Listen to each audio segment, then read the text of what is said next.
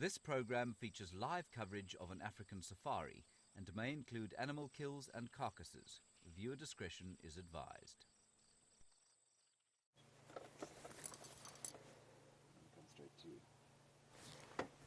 Welcome to the middle of the African bush. The sun's peeping up out the eastern horizon. We're on search for the African big cats. Welcome to Safari Live.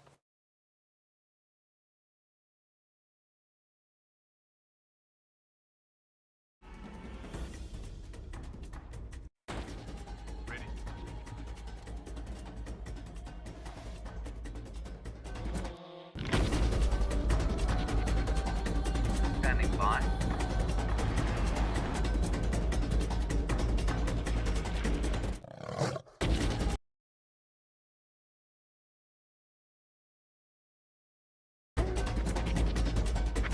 You are live, you are live. Welcome, my name is Brent Leo Smith. I have Brian Joubert and the Thumb, and as you can see, it's just another day at the office for the Thumb. We're right down on the southern edge of Djuma Private Game Reserve in search of our dominant female leopard, the Queen Karula, and I'm hoping to find a fresh set of tracks, or even better, to find her herself. Now, for those of you who might not know, she's got two cubs that are about 7 months old now, so they are getting quite big, and I'm hoping to see them. I haven't seen them in quite a while, so I'm always excited to look for any of the big cats, but Karula, of course, is a special one for all of us here at Safari Live. Now, in the other vehicle, making her official Safari Live debut, is Taylor. And of course, she is going to be looked after by VM, aka the Wildebeest. And they are looking for lions up in the north, while we check for leopards down in the south. And it is a warm 19 degrees Celsius or 66 Fahrenheit. But I'm quite happy. Winter's over. Glorious warm days ahead. It's going to be apparently blisteringly hot today. 37 degrees Celsius, which I think is about 109 Fahrenheit, if my maths is correct, which it probably isn't, because maths is not my strong point. It's a good thing I can see leopard tracks well, otherwise I'd be in trouble. So it is absolutely gorgeous out here. As you can see, we're at the end of the dry season. There's barely a blade of grass. We are also experiencing the worst drought in record in South Africa since reliable weather records were kept since 1903. This is the driest period in the affected areas, and we are in one of the affected areas since 1903. So this is the driest period we faced in over 100 years. And I know sometimes it's quite difficult because some of the animals look like they're struggling, but drought is part of the natural cycle. And in the last 4.5 billion years, we've been wet, we've been dry, and the only history in the only constant in the history of the earth is change. So one must stop sometimes and just think a little bit about the bigger scheme of things. Quite often we tend to focus on our very small little area that we drive on every day, but in terms of the whole ecosystem, the 8.5 million acres, I've just come up from the north. Lots of grass, happy buffalo, although as soon as you come further south in the Kruger, you can see the lack of grass, lack of water, and the drought taking its effects. Now, I'm just going to go forward a little bit so you can have a look at that glorious blazing orb that is our sun.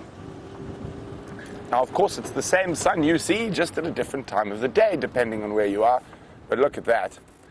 So it almost looks like a sunset, and the reason for that is because of the dry season. There's lots of dust.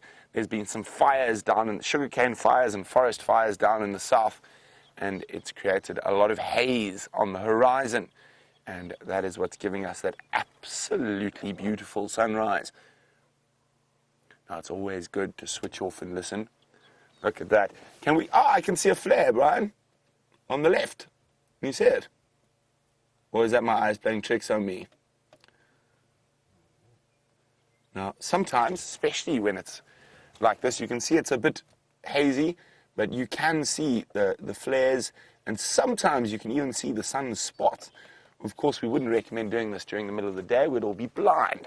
But with that nice haze of dust, it gives us a nice filter to look at that glorious burning orb. I'm trying to see. Can you see any spots, Brian? So they are there. We're just trying to change the settings so you can see some of the sunspots. Now, of course, the flares are not too big at the moment because, oh, look at that. You can see there on the left-hand side, look at that. Look how deeply red those little flares are up to the top left. Ryan, how many million degrees is that? I've forgotten. Many million degrees. Now, of course, you are looking at this burning, glowing orb that we are seeing from Djuma Private Game Reserve in South Africa, and we are live. So if you'd like to ask me a question, whether it be about the sun or the drought, or the many fantastic creatures we get out here in the African bush, you can do that by using the hashtag Safari Live on Twitter, or you can send an email to questions@wildearth.tv.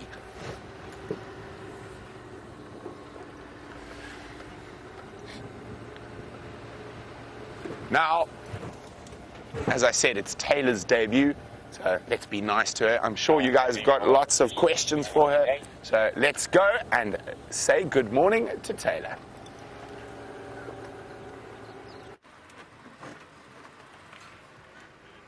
Good morning, everybody. Welcome to our wonderful sunrise safari.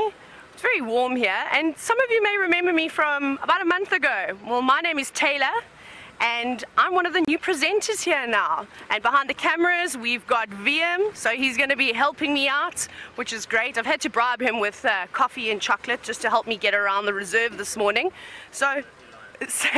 And he said I'll get off the hook if I show him lions. So that's what we're going to be looking for this morning. I'm sure you're all excited. I know everybody's been asking lots and lots of questions about the Nkuhuma Pride, who I don't know very much about. I haven't seen them before, so if anybody's got any helpful tips or can tell me a little bit about the Pride, I'd really appreciate little inside information. So if you're some new viewers and you're not sure how to get hold of us, you can hashtag Safari Live, or you can, if you want to send an email, you can send an email to questions@wildearth.tv. So also, I'm sure you want to get to know me a little bit better, so send in the questions and I'll happily answer them to the best of my ability. It's an early morning, and it's such a beautiful sunrise that I believe Brent has already shared with you. We can just see it peeping over now. At the moment, we don't really have a nice gap, unfortunately. Let's see, how's that? Oh, it's just creeping in the distance through the thicket. But in no time, it'll be up and I'll have to take my jersey off. So at the moment, we're just bumbling around, checking a few roads just to see if there's any tracks of the lions coming out. I believe they've been giving everybody grey hairs, lots of footprints, but actually no lion activity. So we're gonna head on a little bit further and just have a look here. Hang on, I see a few little footprints. Let me just have a look, just to make sure.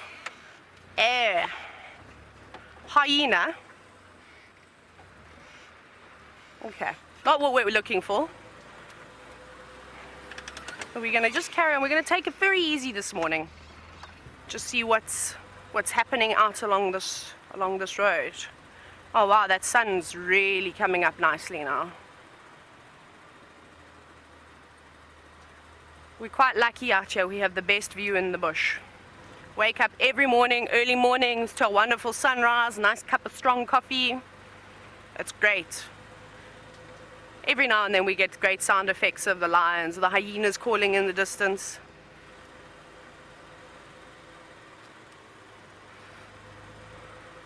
So I think while we're carrying on, having a look for any sign of a cat, a big cat, we're going to head on over to Steph and see what he's up to this morning. He's on the ground, I believe. So good luck, and I hope you find lots of small little creatures.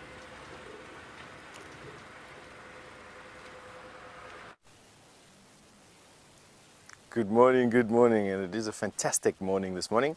I'm Steph, and on camera today we have Jean-Ray back in the driving seat, the whole walking team reunited and getting ready to do everything that we do out here, which is exactly what Taylor said. Looking for the smaller little creepy crawlies and things that get me really excited. But talking about small things, there's no small amount of weather change on the way, I don't think. There's that old saying, you know, the red sky in the morning is a shepherd's warning, and I think today couldn't have been a better example of what we're talking about. The sun rose up, a huge red ball in the eastern sky, and although we can't see any cloud cover, it is exactly that's diffusing the light. That or smoke, but generally if it's smoky from a bushfire, which is also around about this time of the year, then we could smell that type of smoke on the horizon. That, as far as I'm concerned, at least anyway, it's cloud, like a bank of cloud, and usually hanging out over the Indian Ocean and moving inland and bunching up over that Lebombo mountain range that we've got lying on the eastern side of the Kruger National Park. I've actually just noticed this for the first time, and I just wanted to share it with you. It is a grove of zebra wood trees, and what's remarkable, what's happening to me this morning, is that these trees here very, very rarely grow very large in the Kruger National Park because elephant absolutely love them and smash them around and break them into tiny little sticks. And generally we've just got one or two examples of small live zebra woods over here. They do get quite big. The biggest ones I've seen are actually in the Manyeleti. They've got an enclosed, I suppose at some point it was, I don't know what they used it for, but they grow to about this size. But what's significant about this is that they're growing in this little thicket. This is a grove of zebrawood trees. We've got 1, 2, 3, 4, with the largest one being this one that the termite mound is growing around. And they are all still alive. They're not dead, which is fantastic. And on top of quarantine clearings, which I've never really noticed before, to be honest with you. Why I like the zebrawood is that it's an incredibly hard wood. You can see that even though I'm pulling around on this thing, there's not much movement going on. It's one of the densest, second densest woods that we have out here. Beautiful for carving patterns on, and gets its name from this. Its heartwood is black and its cambium layer is white, and you can see that very distinctive striped pattern that comes out there, looking very much like a zebra's coat. Used for wood carving, beautiful inlays. I've heard that they do knife handles out of it. Makes quite nice jewelry box inlays because it gets marbled, the wood, with that black line, or those black inside lines. You can see this here. Let me do that a little bit for you. You can see how beautiful that is.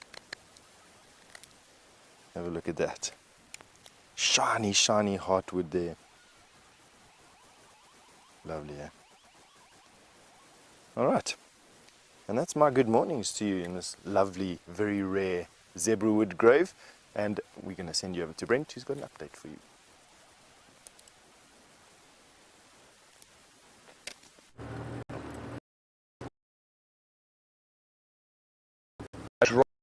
That's called the Milwaukee. Just turn that one down, and this is the last area that female leopard's tracks were seen. So I'm hoping, on top of James's tracks from last night, we're going to see the fresh pug marks of a leopard.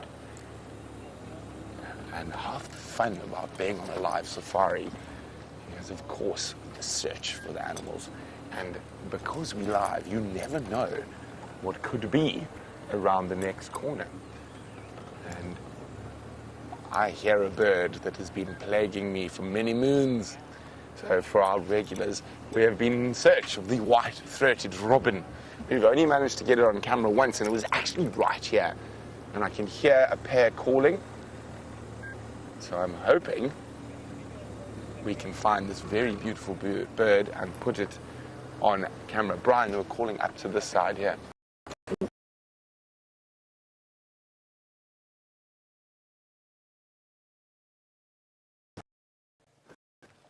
But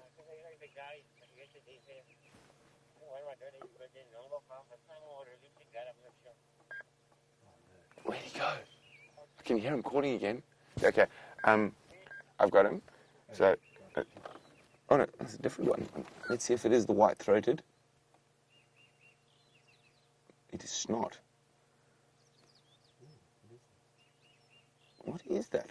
It's a very big beak. It's a black-collared barbet. Okay. Let me just see if I can spot that robin again. Can you hear him? Okay, if we come, there's the barbet. Well, let's have a quick look at the black-collared barbet. Still a very beautiful bird, and probably after fruit of the jackalberry in that tree. Now, if we come out, Brian, just keep coming out, making lots of noise. We will try to get closer. Of course, I've just lost sight of him. So, where's my arm? Let me see if I can get my hand in here. Wait, it's there. I think it's there. Or is it just below that? No, it's there. In that little thicket there. Okay, let's move a little bit closer. Now, for those of you who are new, a lot of our viewers like to keep a bird list. Some of them have got over 200 species seen on a live safari. So if you are new, we do encourage you to join in the bird watching fun. Because of course, it's not always and only about the lions, leopards and other things. There's so many incredible little facets to the wilderness. Like the ever irritating, because we can't put it on camera, white-throated robin. Oh, there he goes. Where you? Oh, he's flown away. We tried. We tried. Okay, we might catch him on the next bend of the river.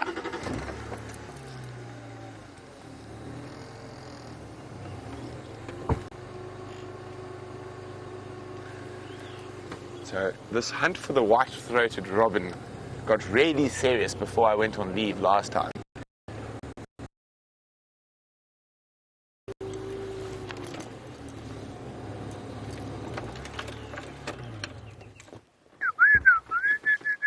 Does he have a call? Sounds like he's in that large knobthorn tree. What do you got there? That is called a wood gall or a wood rose, where an insect, or actually sometimes mistletoe, has grown or stuck and has caused the tree to produce a growth hormone called globulin. And that, however, is not a bird. Close. I'd say he's in the bottom left somewhere.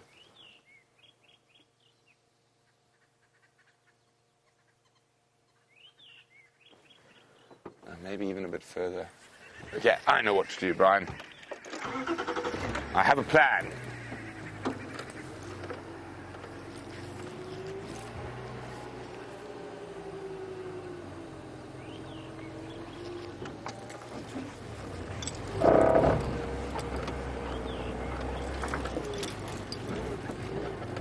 So this is a little two-track. A two-track is a road that's not really a road. It's a little access point in and out of the river. Okay, you can hear him.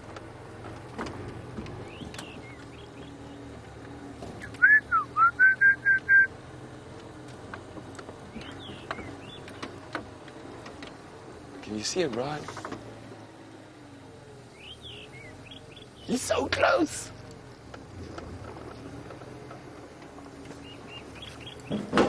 Oops. What's that there? Do I need to go back?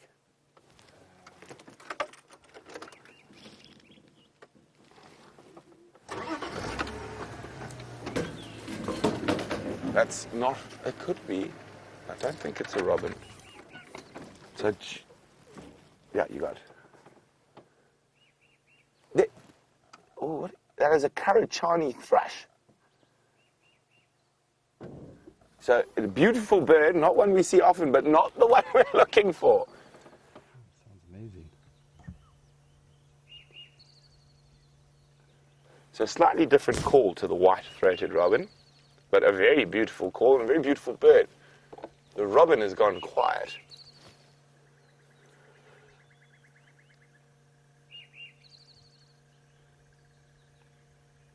Now I will play you what the robin sounds like.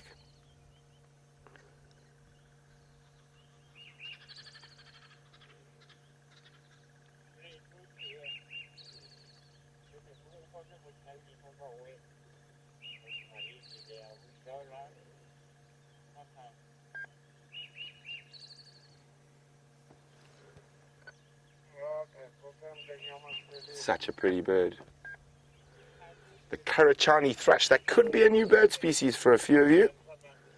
Let me know if it is, and let me know what your bird lists are on. And you can do that by emailing me questions at wildearth.tv or use the hashtag SafariLive on Twitter. The Karachani thrush. And if you're worried about spelling, it's Kurricane.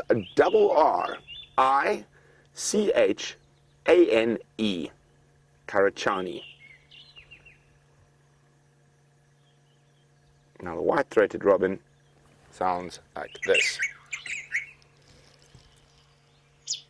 Now robins are great mimics.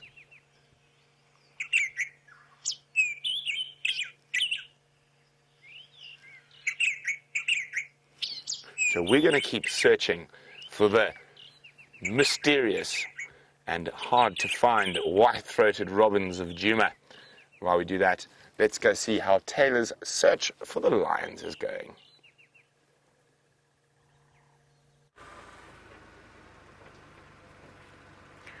Welcome back. I believe we all showed you wonderful sunrises this morning, so I hope you got your fix. It was a really pretty one with a little bit of cloud cover, which was really lovely. So we haven't had much luck, unfortunately. We've just checked Galago Pair, no tracks of any lions. We're now on our way to Vuyatela to go and have a look at that dam and just see if we can try and pick up where these lions have gone or where they've come to. We have checked a part of the cut line earlier this morning and we didn't see any tracks going out, so that's quite hopeful for us. So we're going to keep searching, and hopefully if we see a few little interesting things along the way, we can stop and chat about them as well. So I haven't heard any questions coming through. Is everybody still sleeping? Have you not had your first cup of coffee to wake you up this morning? Well, you better put it on the brew, because I'm hoping that... Oi, impala. Racing impala. Let's go up a little bit further. We've got some impala and inyala hiding in the back there. Let's see what they have to say. Bit difficult. A little bit of the sunrise still in the background. There's a few impala. And if you look right at the back in the thicket where the inyala love to stay, there's a few of them. There's even a young male, which you can see now, which VM is zooming in on. Lovely. He's still getting there. He's quite young. Hasn't got any of his adult colorations. He still looks like a female just with the horns. Be quite interesting to know as well, what type of deer do you have in the States?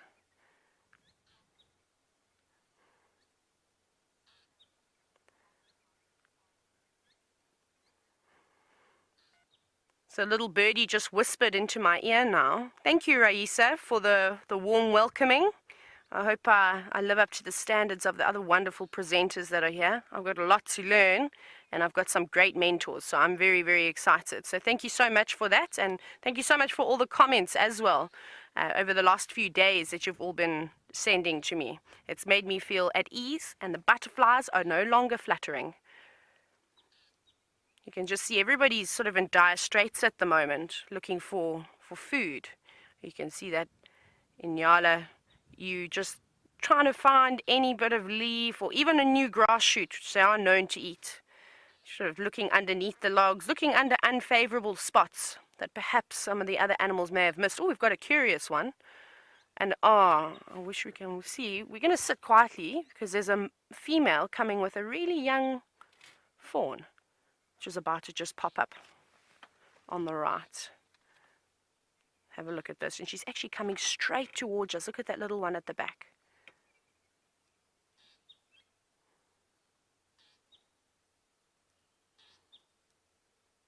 Look how carefully they put their feet when they step as well. It always just amazes me. When I go walking through the bush, I don't sound like any animal. Even the elephants walk quieter than I do. I'm just going to go very quiet now, just to sit and enjoy this female. She's going to walk right in front of my vehicle.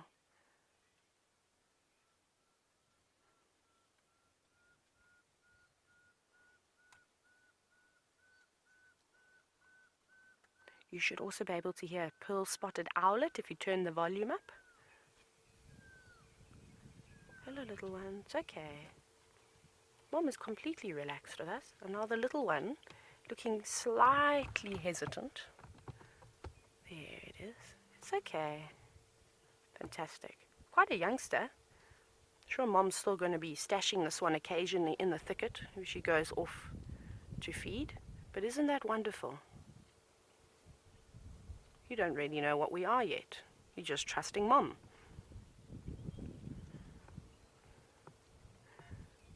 Look at that. Fantastic. Oh, the whole lot of them are now funneling past my vehicle. This is incredible.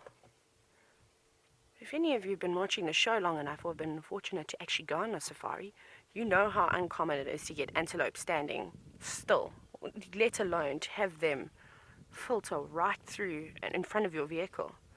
And so calmly. Here we got an impala who's pretending to be an inyala.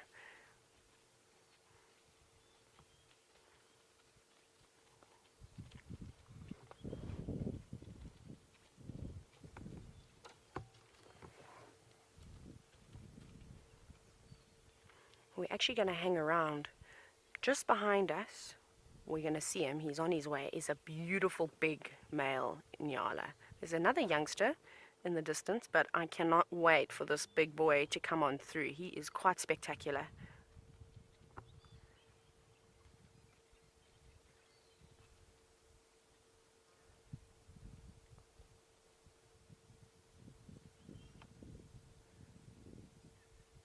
Some of the bigger ewes coming through on the left now. That's probably why this male is lurking around. Is maybe one or two of these females are coming into estrus, maybe a bit late, but it's still possible. And hopefully he's going to be coming through and just making sure and see if he can possibly mate with any of them. But at the moment he's nibbling, he's coming through slowly. That's the young one that you're looking at now. This really impressive boy. You're going to love him. You can actually see him now, feeding. So VM's just going to pan on over. There, we've got a glimpse of him now. He's just munching away. He's not showing too much interest in the girls at the moment. But isn't he lovely?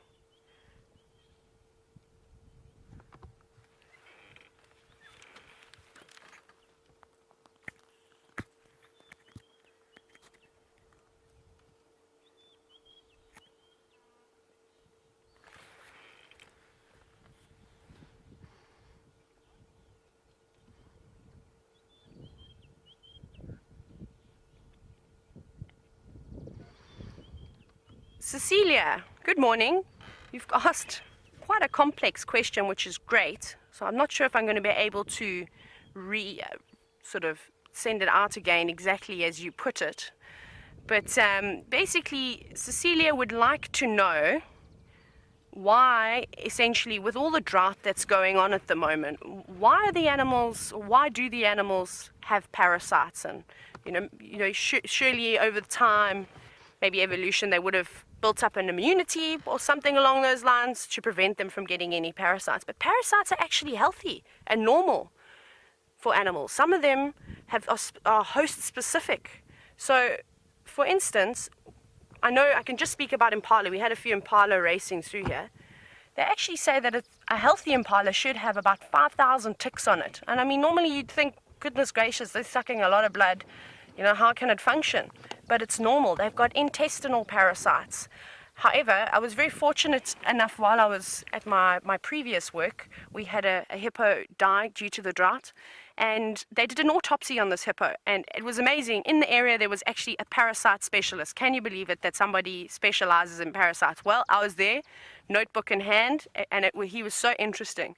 And he was telling us that actually the amount of parasites that they're finding in the animals now during this drought is actually far fewer than what there would be if there was a lot of water around. A lot of them sort of rely on their larval stage, either spawning or evolving in water. So without that water, a lot of them can't survive, especially any of the parasites that are sort of snail forms. I'm sure you've had all the other presenters tell you about African land snails and how they can sort of live in very arid conditions and sort of, I suppose you could say, hibernate for about 2 years until some good rain comes around, and then they can come out again. The same thing happens with these parasites that are snails. They are not active during these dry periods, but predominantly in the rainy season. So in summer, you tend to see more parasites in animals than you do in the winter months. Hopefully that answers your question a little bit, Cecilia, but if it doesn't, let me know and I will try and reword it and have a little think about it. It was a good one. My brain's still a bit sleepy this morning, so you caught me off guard there a little bit. Very cheeky. So yeah, these Inyala have passed us as we've been talking along. I'm going to go back though. I really want you to have a good look at this male Inyala. If he isn't spooked, let's see. Practice my reversing skills. Luckily it's a straight road. Let's not spook him. Oh, he's still eating. He doesn't look too bothered at all. It's actually quite interesting. Right.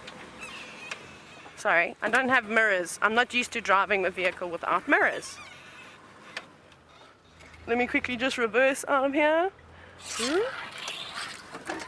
Just want to poke my nose like this so you can see. We don't have to go too close. There he goes. That's nice. There he is now. It was quite interesting. We just actually missed him feeding on, well, earlier he was feeding on a silver cluster leaf, and then he moved on to a guarri tree in the Euclea family, which is really interesting that these poor animals have now resorted to feeding on these very harsh trees that contain lots and lots and lots of tannins. Watch, you might do it again. See the trees that he's sort of walking under? Those are the trees that he was just eating. And I don't know if you've ever noticed, but when animals feed on trees, they don't usually eat on the trees for a long time. I'm particularly talking about browsers now. So kudu and Inyala, impala too, giraffe, they sort of only feed for just a few minutes and then they move on to the next tree. I don't know if you've ever seen that before. And a lot of these trees is a chemical defense, and I know it's been spoken about before, but we do have a lot of new viewers here have got tannins as a chemical defense. Now, the guarri trees, my goodness, the whole Euclea family are full of tannins. You don't even need to pull a few leaves off and entice it to secrete these tannins. It automatically makes your mouth dry. The only way I can describe it is if you take one of those leaves and you put them in your mouth, and I do this quite often, I normally do this with my guests, it completely dries it out. It tastes like you're eating a very sour grape, particularly the grape skin, or very bad wine. And this is what's happening with the animals, and too much tannin can actually cause tannin poisoning, which is very harmful for the animals. So you'll see, munch a little bit, try and eat on the leaves while they're sweet, and then move on. But now, in this unfavorable drought that we're having at the moment, the animals are actually having to eat a bit more than what they normally would. So it's very sad for them, but I'm hoping and I'm trying to be optimistic here that we aren't going to get some early rains. We've had this hot weather just spring onto us, and we've had no change between winter and summer. It just went to summer, which is great. So hopefully that means we're going to get a bit of cloud buildup, we're going to get the thunderstorms coming in, and we're going to have some fantastic rain, and then it will solve the problem after a week or so, and we get lovely new grass, and then everything will be happy and it will go back to normal again. But the Inyala and Impala have left us. Let's carry on. We're going to still head to Vuyatela and just check the pan.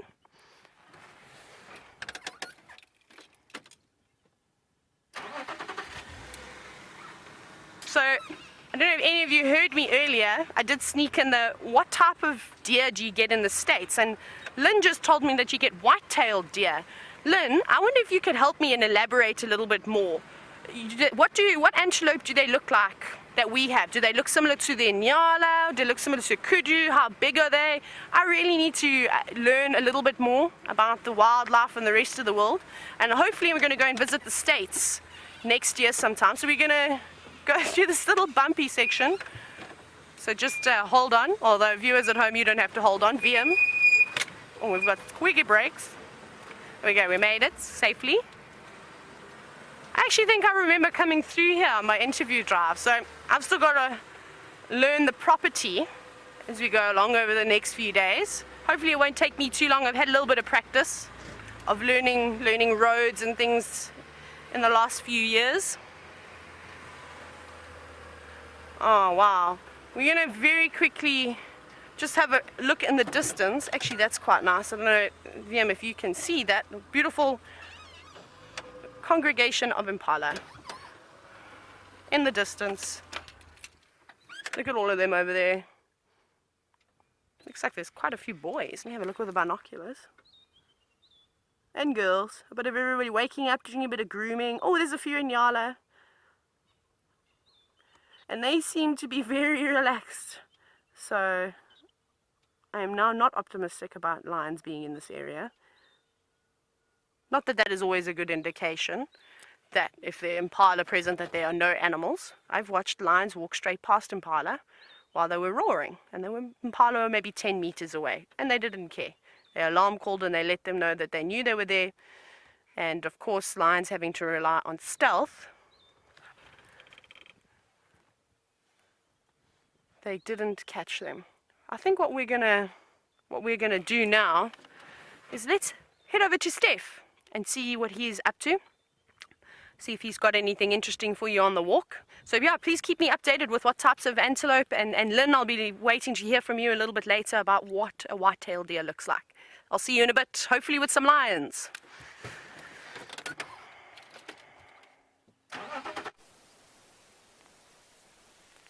Yes, welcome back. We've been making our way slowly across quarantine. There's just such a lovely warm breeze blowing, and we've decided to come and have a look at a newcomer on the block. Someone who's just woken up from slumber is this particular knobthorn, and you can see how just absolutely covered in flower filaments this particular knobthorn is. She's just looking, he or she, I don't know which one this one is, we call it a she, she's just looking particularly splendid this morning. You can see all those little brown filaments are now opening up or bursting open with the flowers. And there's just a prime example of a beautiful pale yellow flower. Not being pollinated by anything just yet, anything in particular. I stopped at a knobthorn the other day and there were some butterflies that were pollinating these particular, let's have a look there quickly, Jean. I think there's two sunbirds in the, oh, no, don't worry. Jean is looking at me with angst and fear. These tiny little birds that flit around too fast are difficult to film. But they were pollinated by, one was a jewel beetle, there were some butterflies pollinating it, but no bees. And interestingly, I can't remember ever seeing bees on a knobthorn. I questioned James about it yesterday, and he also said he hasn't seen a single knobthorn with a bee on this year. Now, I don't know if bees pollinate acacia flowers, or if we're actually seeing a disturbance in the bee population around here. Now we've had no bees this winter around camp. There were literally 2 visitors yesterday, and I thought that it was uncommon for us not to have bees around camp in winter. Generally, bees in camp in winter are a huge problem because there's always accessible water, there's always access to food, fruit lying in bowls and things like that. But we've had nothing this year, and I don't know if that's a problem or not. We're going to keep an eye open for things in the next couple of weeks, that's for sure. And hopefully we see an increase in the activity of bees. Otherwise we're in for I don't know what we're in for. I know worldwide there's a huge problem with bees. There's mass extinction. And with bees goes the opportunity or the ability for flowers to pollinate. And a vast amount of our food plants are pollinated by bees. And so it is a bit of a worry for me. But what isn't a worry is how pretty that dove is sitting on top of or pigeon in actual fact, sitting on top of the dead tree there. Just in the sun, we have a green pigeon. And while I didn't have too many things on my mind this morning, I definitely now have a plan. We are going to, after this, walk to the sausage pod in Philemon's Dip. There we found a green pigeon nest the other day, and I want to see if they've managed to fledge a chick yet. So we are going to head in that direction. That's my plan, after we've had a look at this guy or girl sitting on that lovely stick there. Green pigeons, of course, so lovely this time of the year because of those fantastic colors that they bring into the tops of trees. Generally in summer you just see them flying overhead and making their way from one fig tree to another, in which they're sitting, and they're usually in fig trees in summer. Now we're finding them in the fruiting jackalberries. They're spending a lot of time in those fruiting jackalberries. Let's see if we can get a little bit closer to him. Just to show you their socks. for some or other odd reason, I'm just drawn to green pigeon socks. They are yellow and they are quite fluffy and they extend down the legs of these pigeons. Let's see if we can get it a bit closer. She has seen us. You can see they're getting that, they wobble from side to side just before they take off. I think it's getting their legs underneath them to jump into the air. They're a fairly heavy pigeon, and so it requires a substantial jump into the air for that first flap. And they can only take off 1 or 2 times from the ground, that is, without having to then walk and climb up a tree to get some height. Most birds are like that in actual fact. But to these big heavy birds, a couple of flights off of the ground or from a branch tires them out. There you go. Let's see if we can get a little bit closer as well. It's always good to practice your sneaking techniques. Definitely seen us. Head down, watching us now. Let's see how close she'll let us come.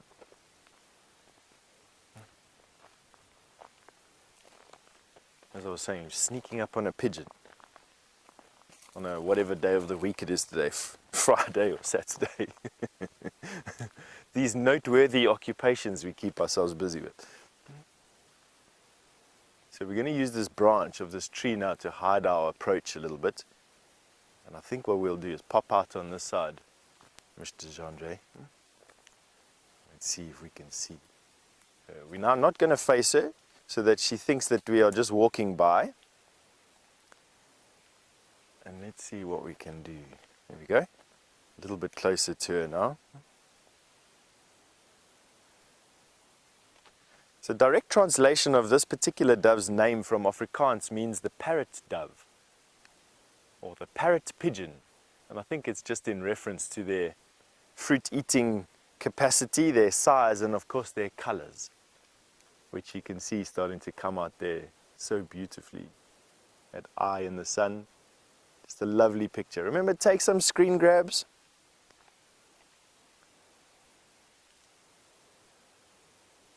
Ramos, you've just asked me if I can make the green pigeon call. Unfortunately not. They make this very soft cooing noise that sort of trills into the coo and then ends with a hoo at the end of it. So it's a trilling coo with a hoo at the end. I'm not even going to attempt that. So that's something for James and for Brent to try. For me, I am atrocious at anything musical. I can hardly even say my name properly without without making some or other type of sound issue. Alrighty, let's have a look from this side. Just with that blue sky behind that little bird, and with the sun shining on her eye at the moment. When we get in a little bit closer, get your fingers ready over your keyboards, get yourself a nice screen grab for the day, for your cell phone or for your desktop. The wind just slightly ruffling those feathers up. Just have a look at that. Isn't that just absolutely fantastic? Quite a robust bill, and that's for picking off those fruits and the skin of those fruits. There we go. That is the shot of the morning for you there. Boom. Lovely. All right. And on that note, and with this done, we're going to meet you at the nest site that we know of for these guys, and we'll see what we can get you on the way there as well. So off you go to Brent for an update.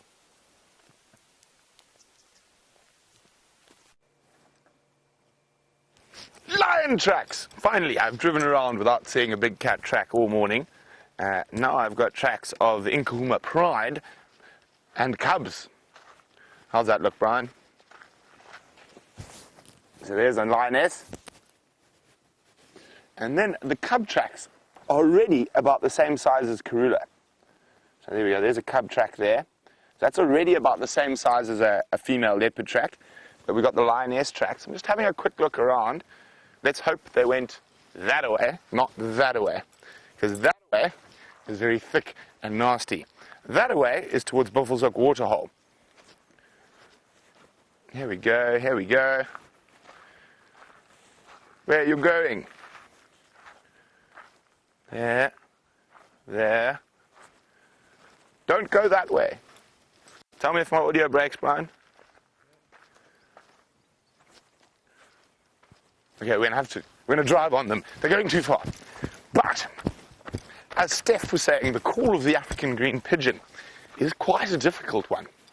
Now, if any of you are James Bond fans like myself, if you ever watched the old Bonds, they're from the 60s, and you always got those wonderful villains like Dr. No, Goldfinger, and they always have a supercomputer that is doing something dastardly.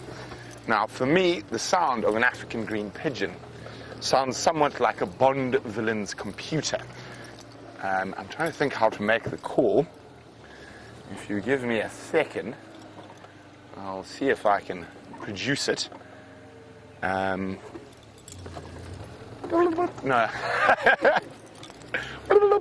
Actually, you know what? One has technology, one should use technology.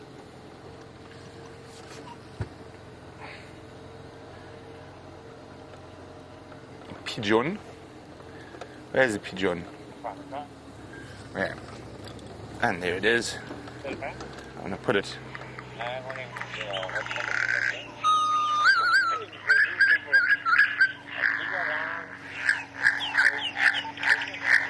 You can just see that evil Bond computer.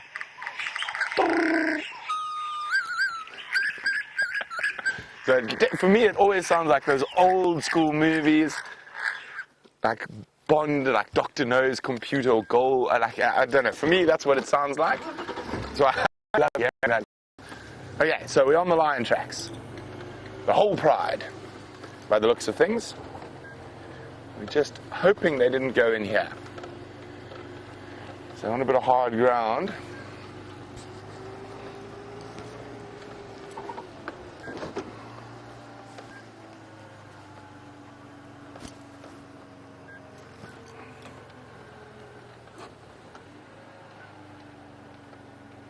Still going straight here.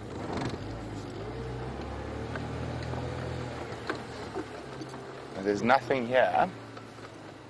So keep a lookout for that side for me there, Brian, if you just even see the hint of a track. Let's have a look on the side here. Okay, so I'm going to jump off the vehicle, try to figure out exactly where these tracks are going. And I'll try not to be a nefarious Bond villain today, but while we do that, let's go over to the biggest land mammal alive.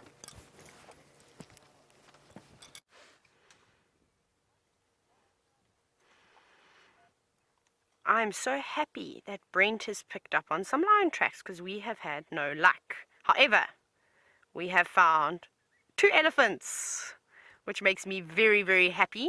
As some of you may know, if you read the blog about me, I absolutely love elephants and I could spend the whole day with the elephants. But we have got 2 lovely elephant bulls that we're watching. They're getting stuck into something. Maybe I should have a look and see what they're munching on. Oh, it looks like a knobthorn. Very tasty. Is it a knobthorn? I can't see properly. Looks like it.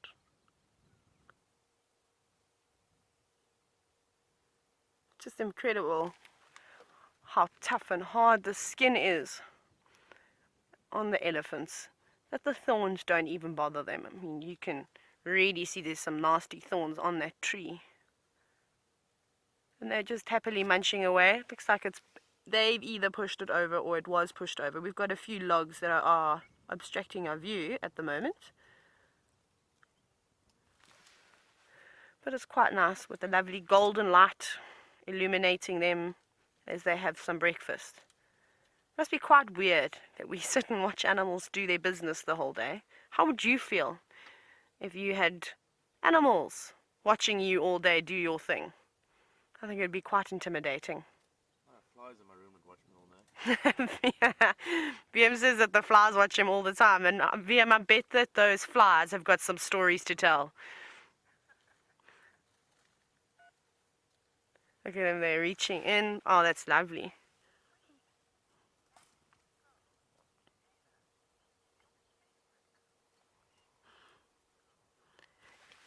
Good morning, Yankees girl. So you've just asked me what my favorite animal in the bush is, and we're looking at it. Elephants. I love big breeding herds of elephants. They're possibly my favorite. However, these 2 young bulls will suffice. They are fantastic just to watch them. They're so intelligent, especially when you're watching the herds. It's pretty spectacular how you can almost see human characteristics, I suppose. And this one is now moving into some thicker vegetation. Hopefully he's going to pop out. I'm sure they've eaten quite a bit. Let's try and go forward just a little bit. Maybe we get another little glimpse. We've just got a guarri tree in the way. We're just going to head round, just see if we can't see his head poking out through the other side. Now he's turned the other way. Typical the elephants. And they're so relaxed. It's like they don't even care that we are here. Let's poke our nose. They're now playing hide and seek. It's now spot the elephant. I don't know. Let's see. Let's see if they seem to be coming this way. So hopefully their next move is going to be towards us. So you can really see how big these animals are. The one that we're looking at the moment, we're sort of watching him eat. He's relatively old. I don't think he's quite mating with any of the females just yet.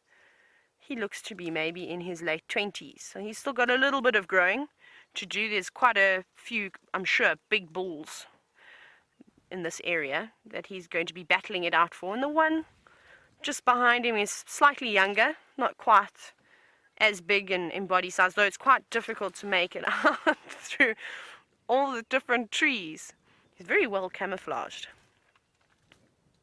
It's another thing that you learn when you're out in the bush. You don't think that such a big animal could camouflage so well.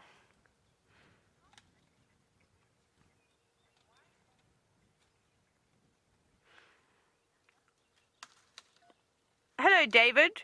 You're a long way from where I am. You're sending us a message from Napa, I believe. So David wants to know how thick an elephant's skin is and why do they need such thick skin. So it varies all over their body, the thickness. So the ears being the thinnest part of skin on an elephant's body, probably only a few mils thick. And then you can see we zoomed in there to where the tusk protrudes. That will be relatively thick skin. So it's anywhere between 1.5 and 2 centimeters, which is quite nice. Not quite as thick as rhinos or as elephants. As rhinos or as hippos, but elephants have got relatively thick skin. Obviously, David, with the vegetation that they're constantly moving through, remember in summer all these trees get leaves, and it becomes very, very dense brush. This is winter, and you can already see that little thicket that these elephants are hiding themselves behind. And some of the trees are armed with fierce weapons in the form of thorns. So for them to be able to move through easily, the skin needs to be quite tough so that the thorns sort of really just scratch them, and probably quite pleasant at some point.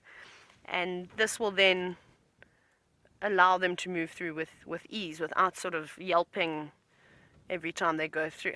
I think if I had to try and go through that area that the elephants are just standing in, you'd probably hear a few screams coming from me.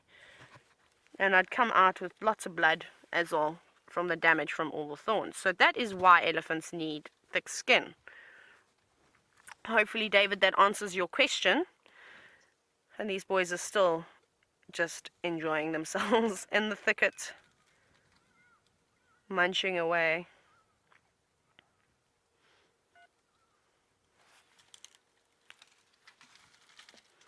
Oh, we've got a little bit of movement. Oh, maybe he's just realized we're here. Oh, wow.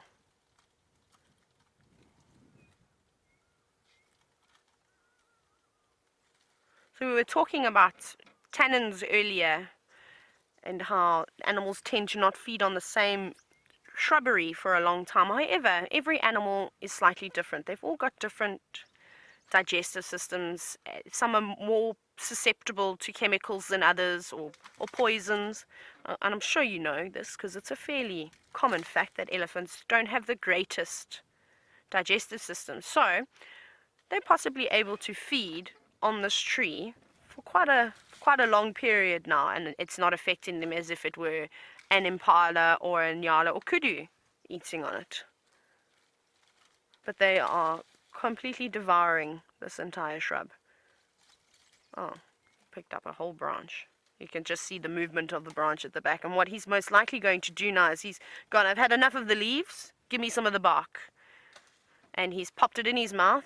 And it's quite interesting how he'll corkscrew and twist that entire branch in his mouth. You can see him pulling away at the bark there.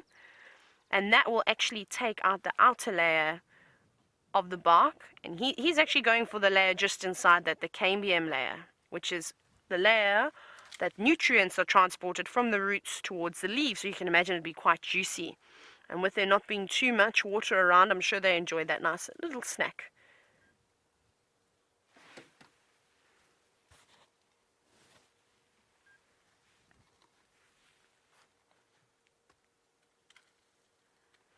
Something that I like to do, and you'll all realize this over time, is that I like to just look and listen. So I think I'm just going to sit very quietly just for a few moments, just to enjoy the peacefulness of the bush.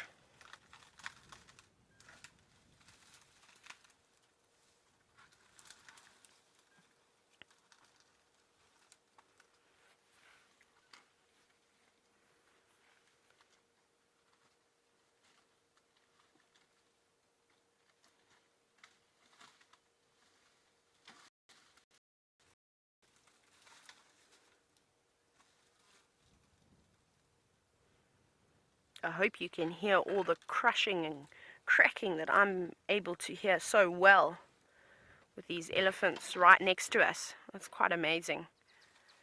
And often when you're walking, which is what Steph is doing, this is one of the things you'll probably be looking out for, is not to bump into some elephants that are feeding, or buffalo walking through the leaf litter. It's very important to listen when you're out in the bush. You'll be surprised as to what just standing quietly for a moment will be able to tell you.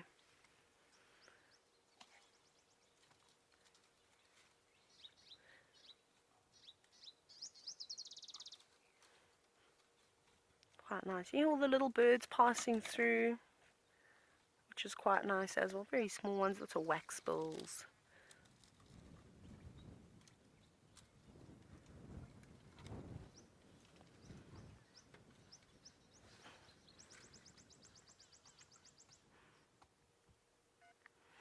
Good morning, Nathan. So you have asked, do I have any other good elephant stories that I've experienced in the past? Yes, I do. That's why they're my favorite animal.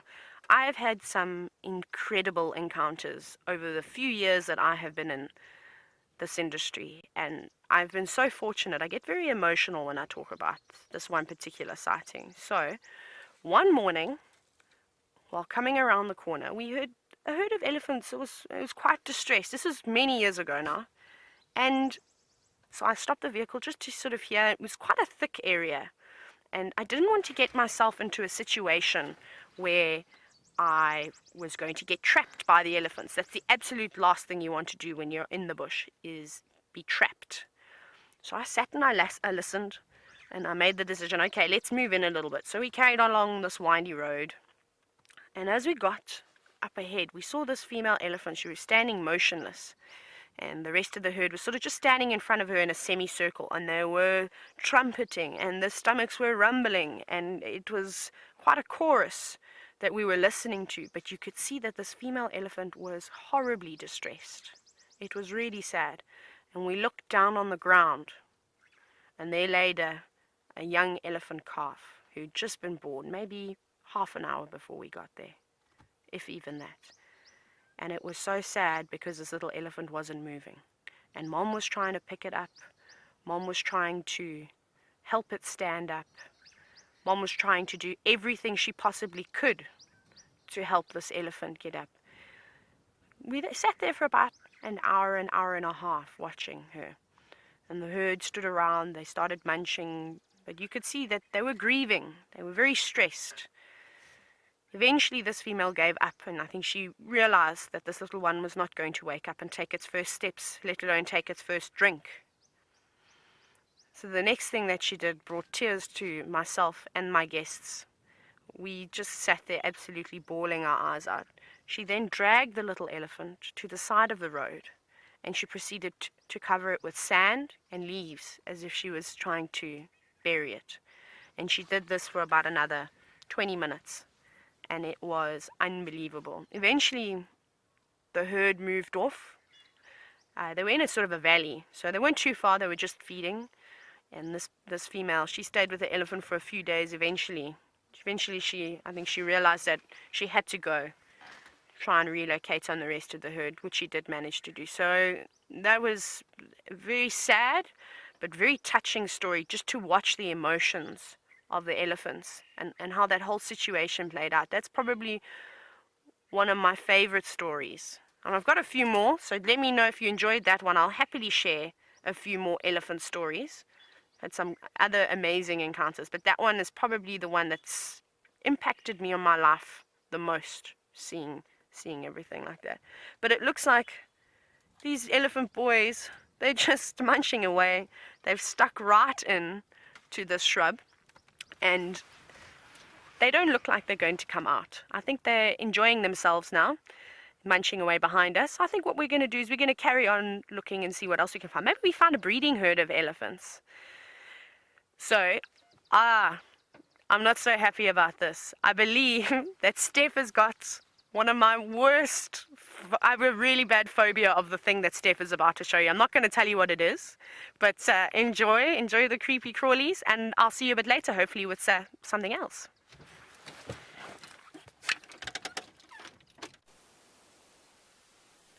Taylor should never, ever, ever let a bunch of naughty men in a camp know that she is scared of spiders, especially here in the bush, because now is going to be a never-ending source of amusement to tease her. But what you're having a look at here is just quite an epic story. That is a flat wall spider, non-venomous, but just have a look at that camouflage. And she has caught one of the most deadly insects of them all, the praying mantis. And she's dragging the praying mantis with behind her as a type of larder, I would imagine. So she moves from place to place, and her job is to stay hidden and out of sight. But what she won't do is she won't let go of a prize kill like this. So she spun it into a web of silk, and then she's carrying her dinner with her where she moves to from place to place. We caught her on the sunny side of this tree, and she's just busy getting warm this morning. That's why she hasn't run away from us just yet. But one of the most camouflaged spiders, flat wall spider. And just have a look at that. And of course, carrying around her praying mantis dinner. And I'm just astounded at how she managed to do that. That would be like a leopard catching a lion of the same weight. Pretty much. An ambush specialist, both of them, ambush specialists, highly predacious. In other words, they would each of them would take the opportunity to kill one another if they could, and she has just managed to kill a praying mantis. And I mean, it truly is astonishing. Just to give you an idea of how big this is, there is my thumb against her. Have a look how camouflaged she is as well. I actually didn't even notice her until I was right up against the tree. Isn't that just amazing? Let me move my finger away over here. There you can just see that size difference. Okay, we're battling this morning with young Jean-Ray. He hasn't had his breakfast. The reason why I actually came and put my face against this particular tree was because this is the sausage pod in Philemon's Dip, and I like giving this sausage pod a hug. He's a lonely sausage pod. He's the only sausage pod that grows in the bush here in Djuma that we can find. Outside of the camp, there are many sausage pods inside Djuma, and I think that is exactly why he is here. But additionally to what we've just shown you, and why we actually came here, was we located that green pigeon's nest. It is above my head now, and it looks like a collection of sticks. We're just going to find it a little bit. It's going to take us a second or two. Jean-Andre is obviously just looking at a big red blob. And there you go. That is a green pigeon's nest, everybody. And it is complete at that. Doesn't look like much, eh? And that's because doves and pigeons tend to make the most useless nests that I have ever come across. It is just literally a collection of sticks and on a platform. They then lay a clutch of eggs on that and then incubate their eggs. And then not many of them hatch. A lot of them actually fall out of the tree in wind. I'm actually going to see if there's anything in there. If I can see anything in there. The parents are not around at the moment.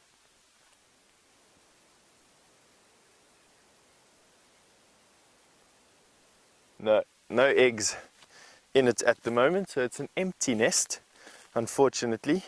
I suppose the question would be is when do they lay their eggs, and how long do they incubate their eggs for, and how long do the baby pigeons sit in this little nest in their little clutch of sticks? That one hasn't been used yet. Doves and pigeons, having their large robust size, also defecates a lot, and so the outside edges of a dove's nest always tend to be sort of glued together with this excrement and guano that the birds excrete the whole time. And that one doesn't look like it's been used just yet. Have a look at this lonely sausage pod tree. That's why we walked up there. One is to come and have a look at the green pigeon's nest. The next was to get close up just to give it a good handshake and a little bit of a hug, if I must be honest. I like hugging these trees. And then we found that flat wall spider with her praying mantis prize. Isn't that amazing? I find that quite nice. In Philemon's dip this morning.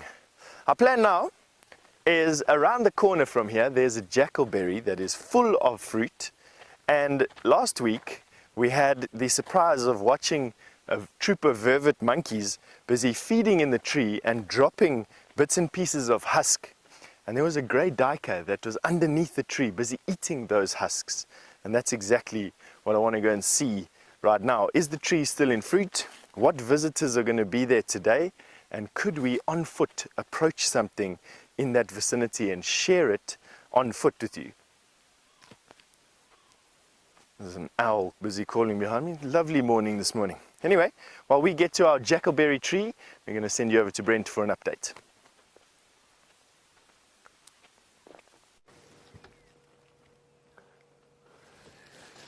The line tracks have split, so there's a single lioness going to the east, there's some going to the west. I can't find where the cubs have gone. They disappeared on some hard ground. So what we're doing is we're heading back towards the last place I had those tracks. Taylor's on her way to give us a hand as well. And I'm really hoping they're not inside this myriad of drainage lines to our east, because that can make life very difficult. There's about 4 or 5 little river systems that all converge in this area, and a lot of them are really steep, making it near impossible to get a vehicle in.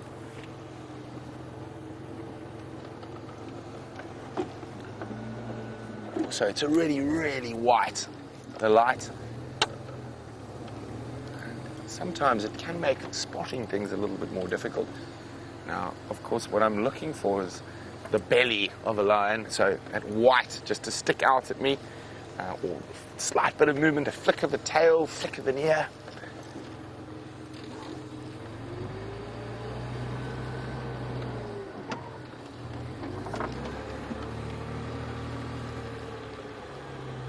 Now, if they were hunting, they might have left the cubs around here, and that's what I'm sort of hoping for. So I'm going very slowly, checking every little spot.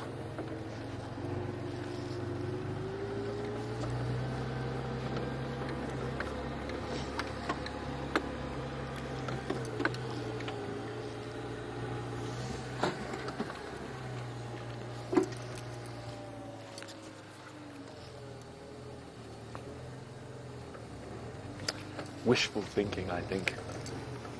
But remember, we are live, so while I'm in search of lions, you can ask me questions about lions. You can do that by using the hashtag SafariLive on Twitter. or you can send an email to questions@wildearth.tv. So the last lion track we had was around here.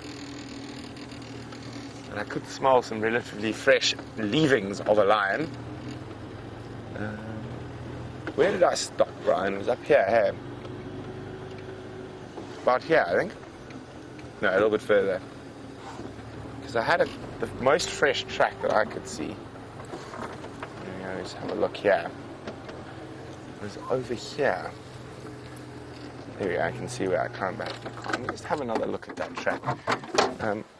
I got a direction, so I didn't check too carefully. So we're going to check carefully now. Hopefully with this camera, you're going to be able to see what I'm looking at. So there's a running track of a lioness going that way, but I sort of saw a very clear footprint as I was on the march through this area. What I'm checking for now is if there are any cub footprints with it. He was here. Yeah. Now this is a running track.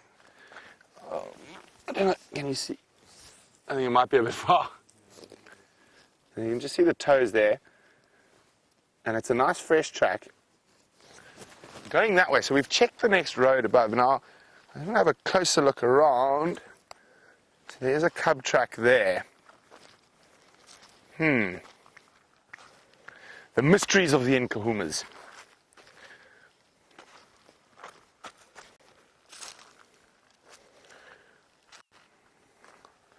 Some particularly hard ground around here, which is making it a little bit more difficult. Now, almost what I'm really hoping for is while we stop and walk and look at footprints, but there's only one lioness track, one cub track.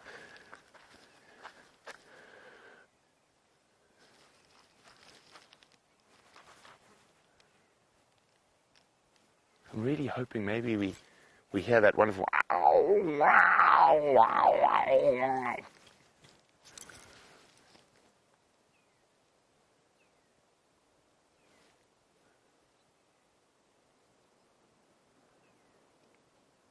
Quite a strong wind around. Actually really still. The only thing we can hear is a magpie shrike.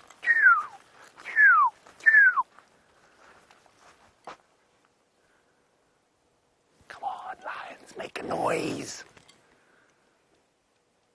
Now, as it gets warmer and warmer, the lions are going to be less noisy and less noisy. Or they're going to be noisier earlier. So I think the noisy period for lions is probably between 4 and 5 now.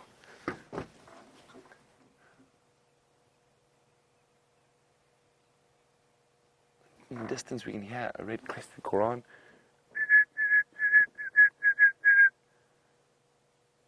Well, no, nothing. Let's keep going. Now, we're about to come up to a junction. And of course, it's just another day at the office for the thumb. So I think the thumb is being lazy so far this morning. So since it is a work day for the thumb, we're going to put him to work. So we're going to come up to a junction in the next minute or so, and we've got lion tracks going both directions. So we're going to let the thumb decide which way to go. I hope the thumb's got his thinking cap on and it's thinking about lions. Okay, thumb, are you ready, thumb? There's the thumb. Now I'm watching in my monitor. You see he's all business-like today. He's got the tie on. Thumb, which way? Let me watch my monitor. Oh, the thumb says to the right. Now we've actually got a three-way turn, thumb. Oh. Sorry, I parked badly for the thumb to see. So we've got there, we've got there, and then we've got there. Oh, the thumb's thinking.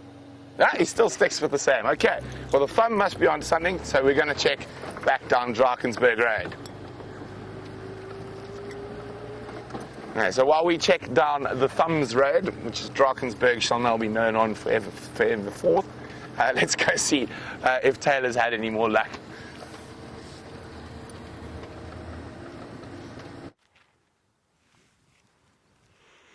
Radio.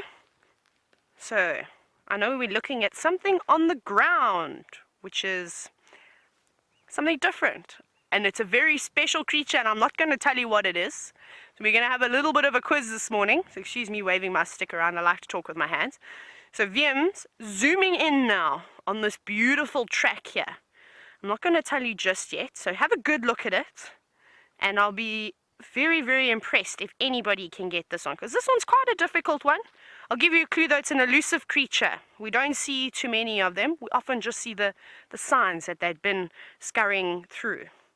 So that's all of the clues that I'm giving you. And let's see who can get it.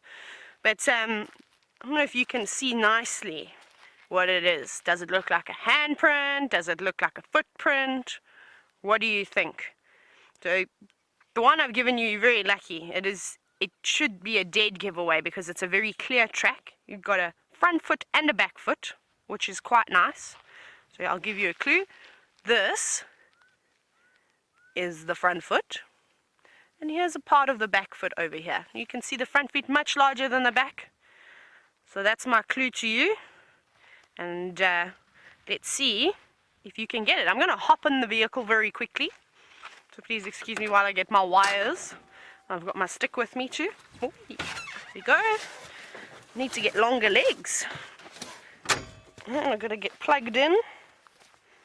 So I can hear if anybody gets the answer correct. And I'm in. Right, we're going to carry on. We're going to go help Brent.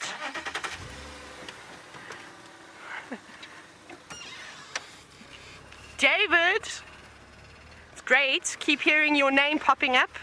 So David's guess already, very impressed with the response. You said pangolin. Unfortunately, it's not a pangolin. So we're narrowing it down of the elusive species. So what else could it be if it's not a pangolin? So I think we're coming up to the area where Brent has been looking. I am just going to double check the cut line again because I cannot tell you how many times cut lines are quite busy roads often.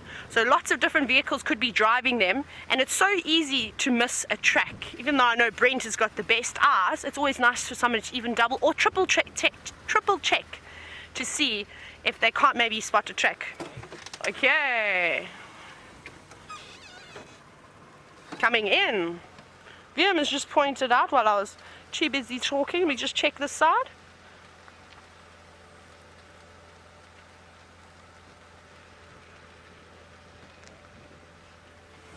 Liam's just said he had a line track. I can't really see. Oh, yeah. Not so bad, actually. Let me go. Sorry, I'm still working out. Okay. Can you see that? Can you get that one or not really? Okay.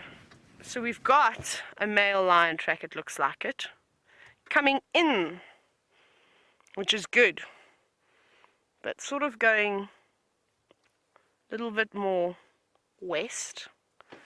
So maybe we're going to go and find a little road that just links up here. I'm still learning the property. So it's interesting. Don't quite know the names of the roads, but it's very thick in here, and this area behind us is full of drainage lines, which would make a perfect shady spot for a group of lions to sleep. It's also a bit breezy here on Djuma, and which is not ideal.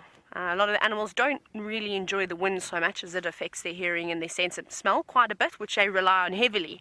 So possibly this is from last night, and this male has maybe come in and gone and had a little snooze on one of these drainage lines. We're going to do a few loops around and just have a look and see if we can pick up anything else. It's hard to tell exactly how fresh these tracks are because it is a busy road. There is a lot of sand and things that have been kicked up by the various vehicles, but it looks a little bit promising. So let's carry on. I'm going to let Brent know as well at some point.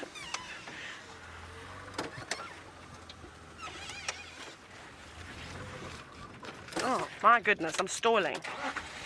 I've been driving Land Cruisers. I'm a Land Cruiser fan, so this whole Land Rover thing I'm still getting used to.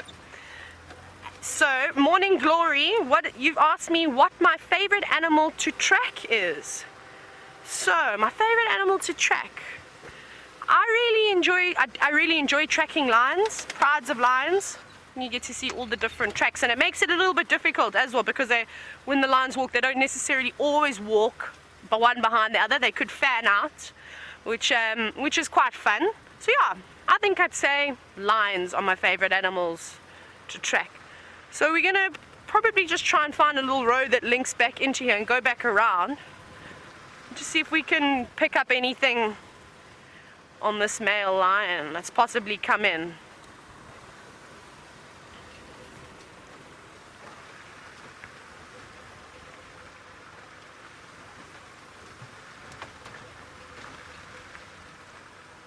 So I've been working with a tracker for the past year and a half, which has been fantastic and made my life very, very easy. So I think what we're going to do now is I'm possibly going to jump off the vehicle, actually just have a little look-see and see if we can see where those male lion tracks go. I'm going to send you over to Steph, where he's birding like crazy. Enjoy.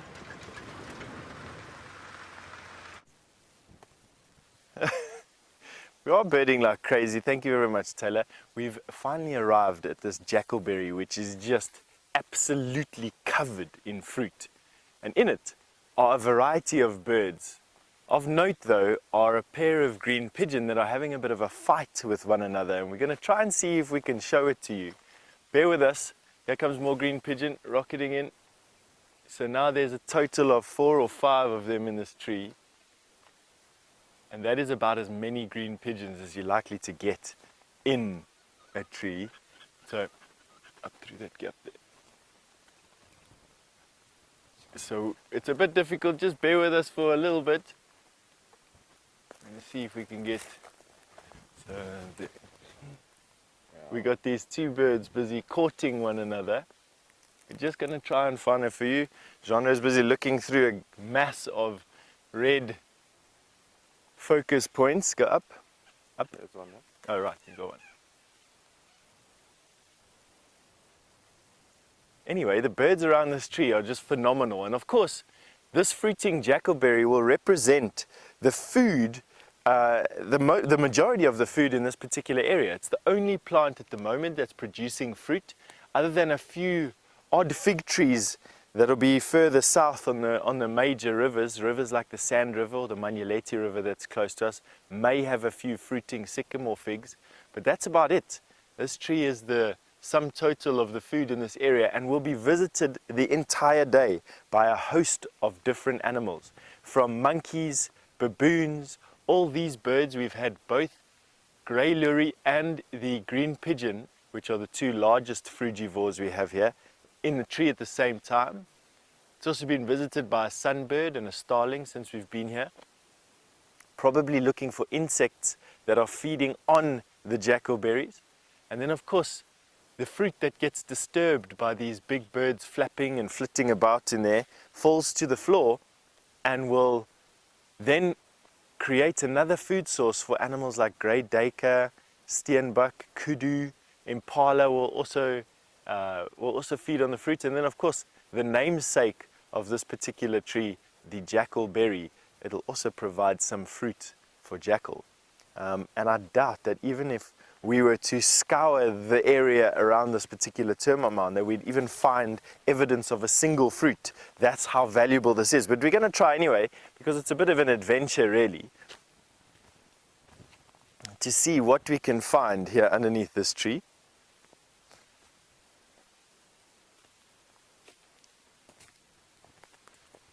So Terry, all the way from Oklahoma, good morning Terry, you wanted to know, if nothing fruits in winter, what do the monkeys and the birds eat then? The nice thing to tell you, Terry, is that Mother Nature is such a fantastic thing, and although dormant, there's always something to eat in the bush. So fig trees do not have a season. You'll find that fig trees will fruit throughout the year and provide the frugivores, or the animals that rely on fruit, with their food source and their necessary food source for the entire dry season or winter. Coupled to that, you have aloes. So as soon as it gets to its driest, and I'm talking about June July, somewhere around there, the aloes fruit. And of course, the aloes, with all their abundant nectar, attract a lot of frugivores. They'll eat the flowers for the nectar, and then also you get the nectivores, the sunbirds, and a variety of insects that come and just live on top of the aloes. Then you get your euphorbias flowering. Now, euphorbias don't occur a lot here, but you do get a lot of euphorbias. And then after that, you'll start to get the knobthorns, the flowers we looked at earlier this morning, these jackalberries, and from the jackalberries, life just flourishes. From here we get knobthorns and shambok pods and I'm trying to think of the tree wisterias, and all of that. From there to tambuetis, everything starts now. So these trees literally represent the last little bit of food that's around before the spring abundance happens. And because of that, literally this tree is almost de-leafed with the amount of jackalberries that are on it. Just have a look. I'm sure Jean will be able to focus through here just now. Above my head here, there's this awesome collection of fruit. I don't enjoy it too much, to be honest with you. The fruit has got this sort of very stringy, bready taste to it with lots of fibers inside it. So for me, not such a fantastic fruit to eat, although we can quite happily eat it. It also ferments incredibly well and makes a nice beer. I've never tasted it before, I'm just told that it makes a nice beer. And of course, distilling it in a type of moonshine is also possible.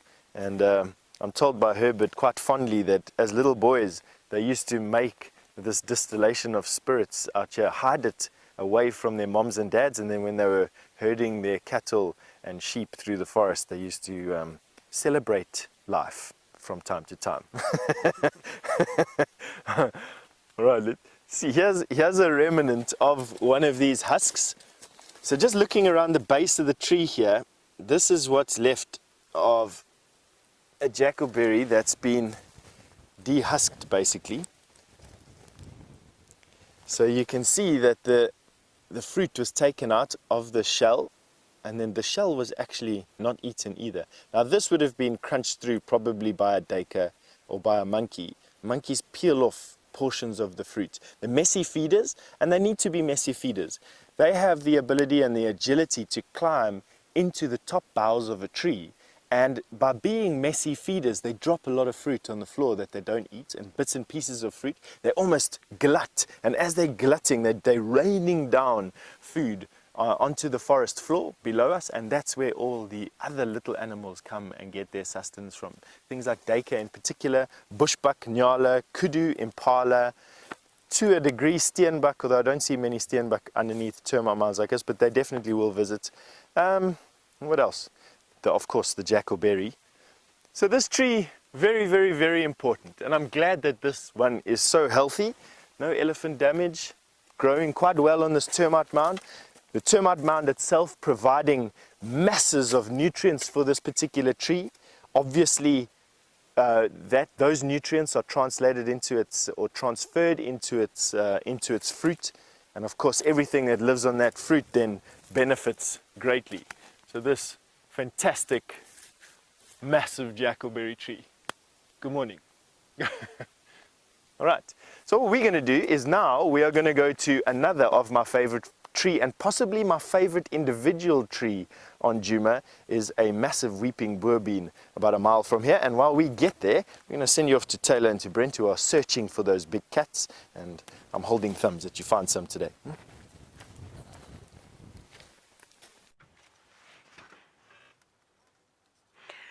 Welcome back again. Steph is having lots of fun with the trees this morning and the birds, which is quite exciting. And it sounds like he's actually having a bit more luck than we are. We had just got footprints. So we had a track, or 2 tracks coming through from the north, coming down sort of in a southwesterly direction. It looked like a male lion track. It's quite difficult to establish how fresh those tracks are, just because I know it's a very busy road and it could have been many vehicles that could have either put a lot of dust on the track and maybe hiding how fresh the track is, or it could be an older track because the sand is quite soft as well. So we're just checking on a fire break just to see if we can't pick up anything that's crossing in front of us. So we're taking a very, very slow bumble through here. Lots of little drainage lines coming through here once again. It's nice to sort of keep out of the wind, keep out of the heat of the day. So we're just going to just keep checking and just see if we can't pick up on any more tracks. So how's that quiz going? Has anybody got any answers for me?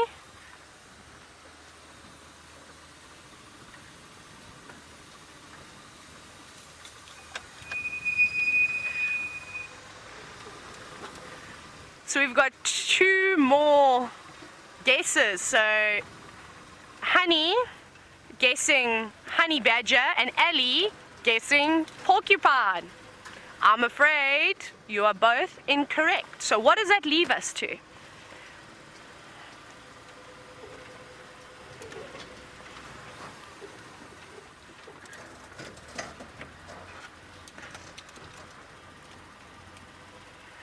Congratulations, Nemo, Liz, Raisa, and everybody else who got the answer correct.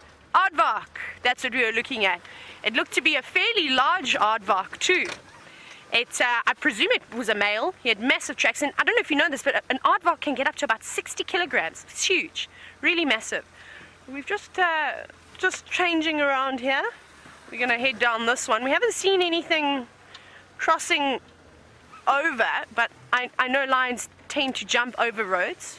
I'm telling you they do that. They like to give us presenters and guides a hard time when trying to track the animals.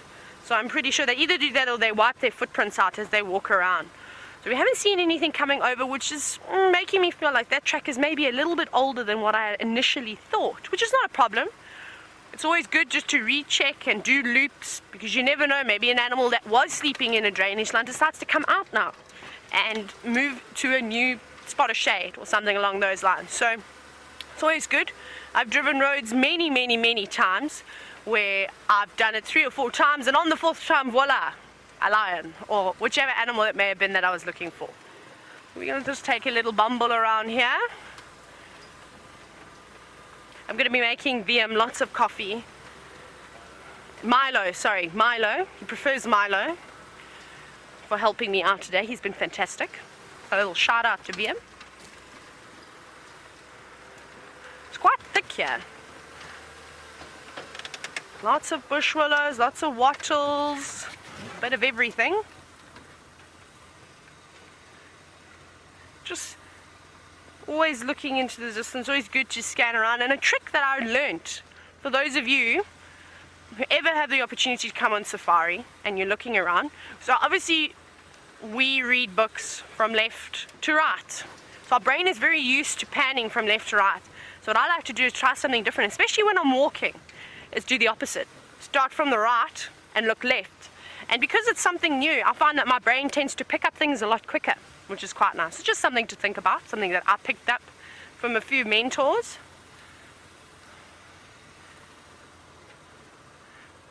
But it's looking very dismal here. Very dry. Oh, there's a few sprouts of green grass, which is actually not so bad. Oh, some wonderful mud wallows, which I'm sure will be filled with animals as the rains hopefully come along. You can see these will be nice. Have a few buffalo in them, or maybe even I'm sure they had a few hippos in them, unfortunately, when the rest of the dams are all drying up. So we're not having too much luck at the moment. I think we're going to carry on, and please keep your fingers crossed back at home.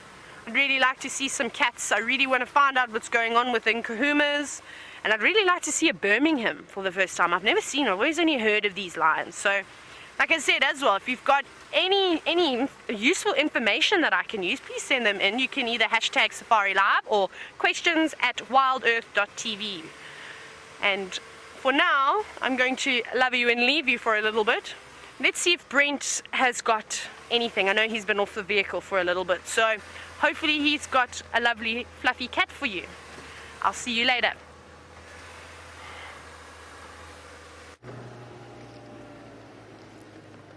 No fluffy cat, but I do have fluffy hair. But on the note of fluffy cats, I have very fresh tracks, which is good, which we haven't had for a while. Here we go. Where were they? And the cub tracks.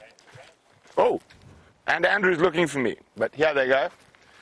Okay, so we've checked around, so I'm pretty sure they're in this block. Let me just tell Andrew to stand by. Stand by, Andrew. I'll be with you in 2.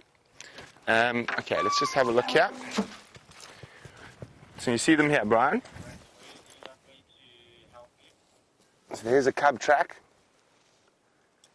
1, 2, 3, 4, 5 tracks. I can see adult lioness. But unfortunately, there are no roads. This is one of those big blocks with no roads. And what do you think, Thumb? Should we check the fire brake? Yeah, I think we should check the fire brake. If we have no luck on the fire brake, I'm going to come back and walk here. But exciting, definitely the freshest tracks we've found all morning. So we've been slowly catching up with the Nkahumas.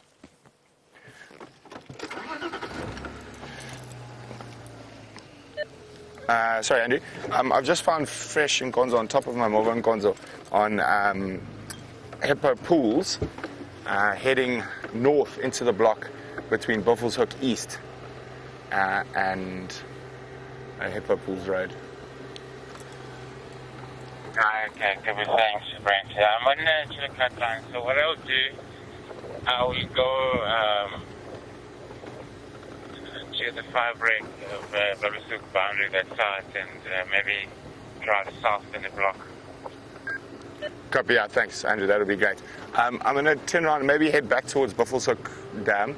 But the tracks, if they come out, they're going to come out on that road to the east of Buffelshoek Dam. From the general direction, I'd guess about halfway between the fire break and the dam itself.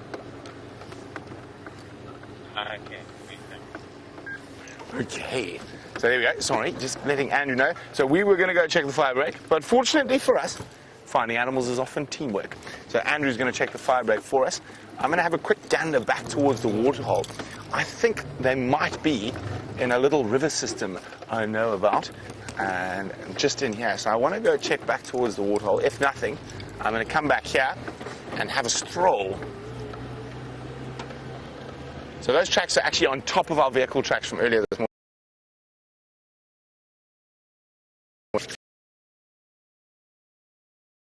TV or hashtag Safari Live if you'd like to know how we track lions or how we find animals out here, or if you have any musing, wandering, pondering about the wild African bushveld.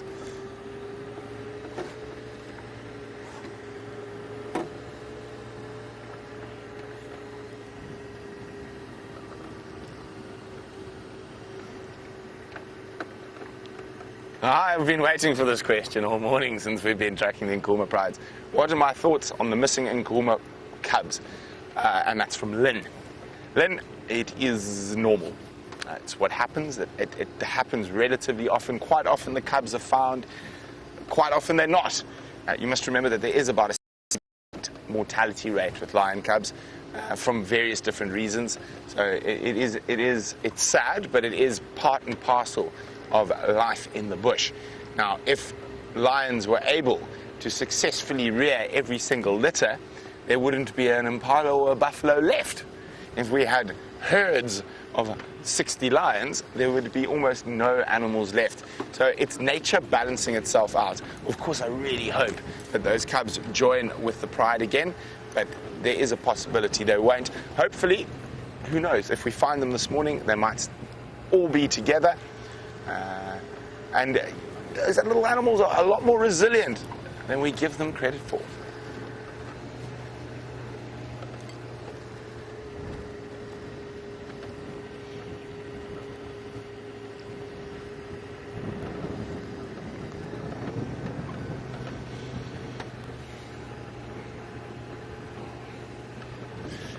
Hi, Sharon in California. Sharon would like to know, if I found the 2 missing cubs, would I intervene and return them to the pride? Well, firstly, Sharon, if I had to try and pick up a little lion cub,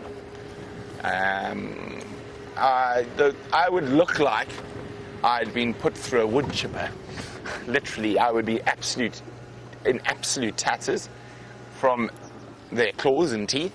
So, firstly, bad idea for my general well-being. Secondly, I wouldn't intervene. I'm a big believer in not intervening. It is a natural system. It is an open system. Certain amount of lion cubs need to die for others to survive, or for the rest of the ecosystem to remain healthy. Now, the only time we intervene is if it is due to man or a man-caused event. And those cubs being lost has got nothing to do with us. Therefore, joining them back with the pride has nothing to do with us either. We are here to observe and watch. Okay, so what we're hoping, so there's lion tracks, we're heading this way, and there's a couple of nice little systems, river systems in here where they might be chilling in the shade. So we'll make sure there are no tracks sneaking across. Now, there are definitely no tracks on the northern boundary. We've checked there.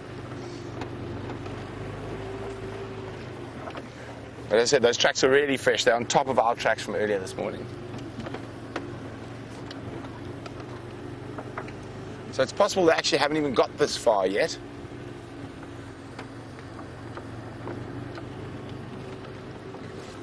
But we are keeping our eyes peeled. Isn't that a strange saying, keeping your eyes peeled? It's an incredibly painful process to peel your eye. But I wonder where it comes from. Does anyone know where keeping your eyes peeled comes from? If you know, let me know. Questions at wildlife.tv or hashtag Safari Live. Some of the strange musings you have while on an African safari. But while we muse how to peel our eyes, let's go see how Steph's faring on foot.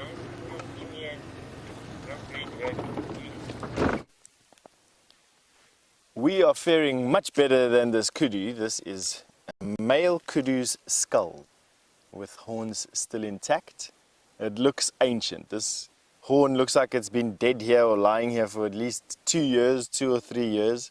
It takes a long time for bone and horn and keratin to be used up in nature, and that's because very little animals can do anything with it. But what it does do is it gives us this remarkable look at some of these animals' anatomy that we don't usually get to see. And for those of you who ask us from time to time what the difference is between an antler and a horn, this allows me to show you exactly that. This is a horn because it's a bony sheath. This is bony core with a keratin sheath. Whereas an antler is just this keratin. An antler grows from a bed. And the bed, in this particular case, if this was an antler, would be on the base of the skull. And very similar to a nail, the horn would grow up from the base of the skull, but always having the blood supply, well, not really the blood supply, but the bone ending sort of on the skull, whereas a horn is completely different. But something that I've remarked on from time to time as well with kudu is that here's the kudu skull, here's its eyeball, its nose was there. Now, I've said from every now and again, at least anyway, that a kudu can see their eye and can see the tip of their horn basically from their eye. So here's the eye socket, here's the eye here. This is where the eyeball would sit, probably sitting out about that much. Now what I'm going to do is I'm going to put the tip of the horn, I'm going to put my eyeball where the tip of the horn is, excuse me, my eyeball where his eye is, and now I've covered it with my hand. Okay, which one's going to work? Let me just shave off some of this stuff quickly. Hold on 1 second for me. Let me just prep my experiment.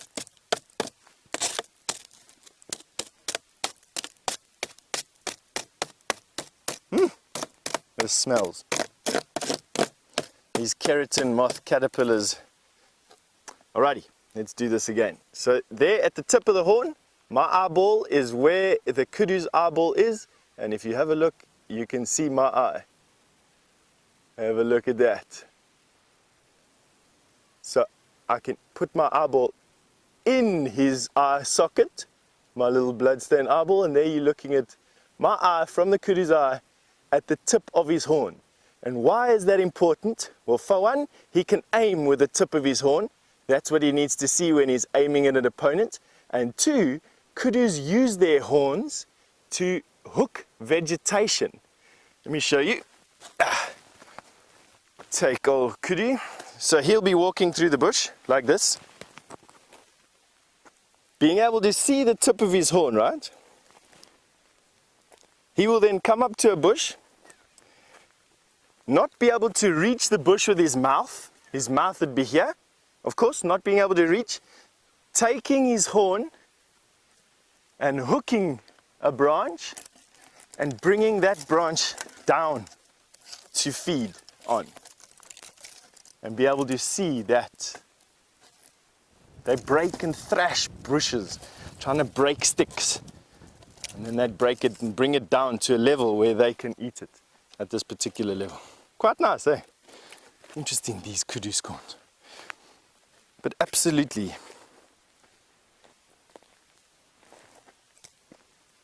Oh, David, you've remarked, hello David, you've remarked on these holes in these horns. That is from a beetle, a moth caterpillar called a keratin moth. They can eat keratin, one of only two animals out here or organisms out here that can eat keratin.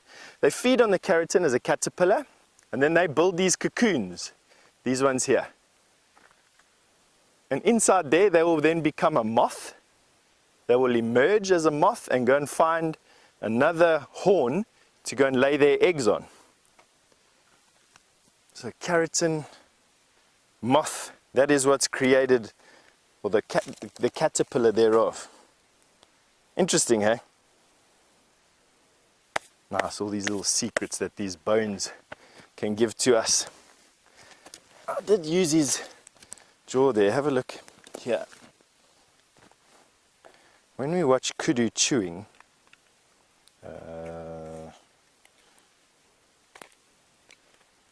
that way. This is how their teeth fit together.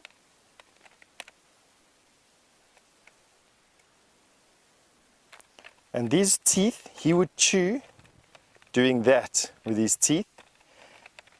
And those ridges are what grind the food down to that very, very fine food that we see coming out in their dung. You can see all those surfaces there. Those grinding surfaces. They'd be together. Oh, my puzzle building is not there. There we go. And he'd move it in that circular motion,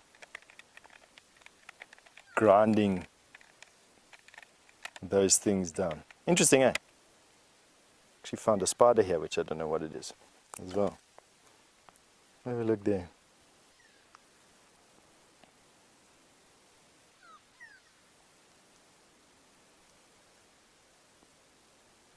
Jerica, good evening all the way from New Zealand. Never fails to amaze me how we can actually touch so many people from so far away.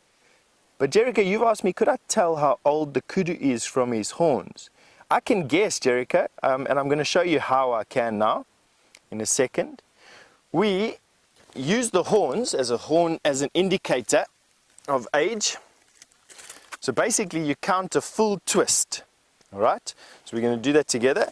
From the top here, you've got 1, and then the next time it comes to the front is 2, and the next time it comes to the front here is 3. But if we have a careful look at the horn tips of this particular kudu, the horn tips, these last little bit, the last inch or so, if I stick my fingers up, you can see that they are almost parallel with one another.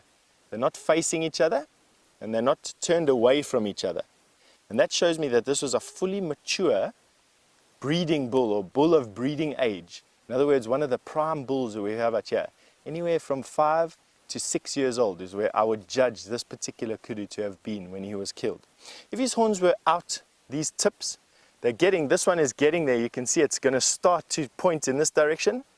Then they are around about 6 to 7 years old, and anything on the inside curve. So in other words, if these horn tips were pointing toward one another, would be in the 4 or 5 year mark for a kudu of this particular size.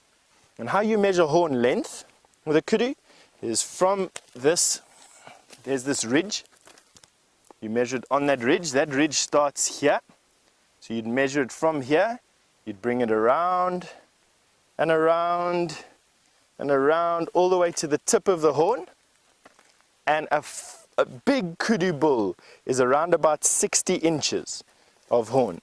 So an actually massive amount of horn. So about 60 inches is a big kudu. And we don't have that big monsters walking around the Kruger. I mean, I'm not a person who judges horn length or anything like that, but I would imagine that most of the big male kudu that we find in the Kruger National Park have horn lengths of around about 50 to 60 inches, with a few exceptions over 60 inches. But that would be the exception. All right. Now, obviously, the lesson is don't play with bones that you find in the bush unless you know exactly what killed that animal. And the reason for that is anthrax. Anthrax is a spore that really starts to wipe out animals around about the dry time, and it's because it's a spore that's very heavy and it is denser than water. So it goes and lies in the deepest parts of the dam, and of course the deepest parts of the dam are the ones that dry up last, and animals will come and kick up that anthrax spore, drink it with the water, and for a ruminant that would be deadly. Now, I don't know what killed this kudu. I can presume that it's lion. You can see how its bones are lying all over the place. It's been here for it's definitely more than 2 years. I would say probably, I don't know, even closer to 3 or maybe even 5 years. So difficult for me to tell. It is a bit of a risk of me playing around with the bones, but because it didn't die now, because it hasn't died recently, and in particular if it hasn't died from a cause that's not immediately apparent, i.e. it being inhaled by a lion or by a hyena at this present moment in time, I thought that it would be safe for me to touch. You don't want to go and touch fresh carcasses out here this time of the year that you don't know what has killed them, and their bones as well. So I just let bygones be bygones with carcasses usually if I don't know what killed them. Excuse me. And on that note, and because I've gotten sidetracked from my Weeping Boer Bean expedition, we're going to carry on our way and send you over to one of the other vehicles for an update.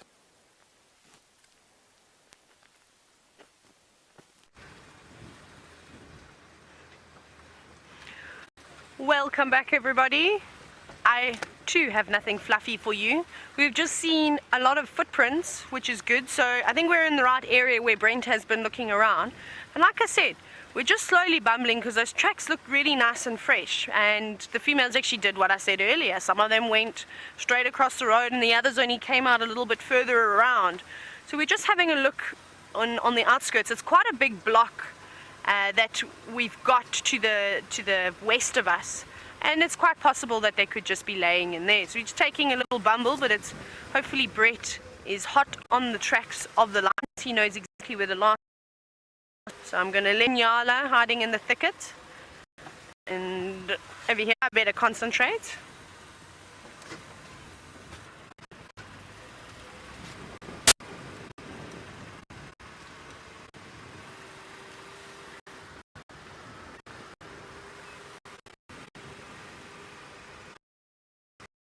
Very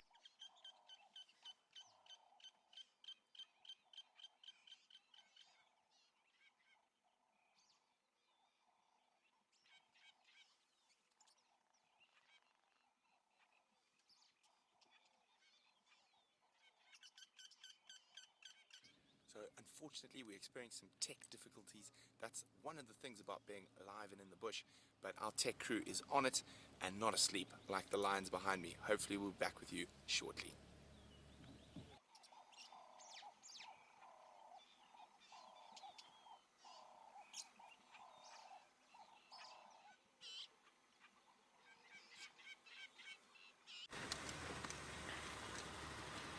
We're back. Sorry about that, everybody. But we are here in full force now. That's one of the joys and wonders of being in the African bush. But it's quite nice. You get to get away. I quite enjoy not having reception sometimes. Just to remove myself from social media and the outside world and just really get in touch with nature. I think that's really important to do. It's very quiet this morning. As you know, these often happen. I'm going to blame the wind this morning. I think it's the wind's fault that we're not seeing anything. Hopefully this afternoon the wind will drop. We don't often have wind for the entire day in this area. It's usually either in the morning and the afternoon. And it is September. August, September is the windy time. But we're gonna carry on bumbling. I think bumbling is the word of the day today. I've used that a few times.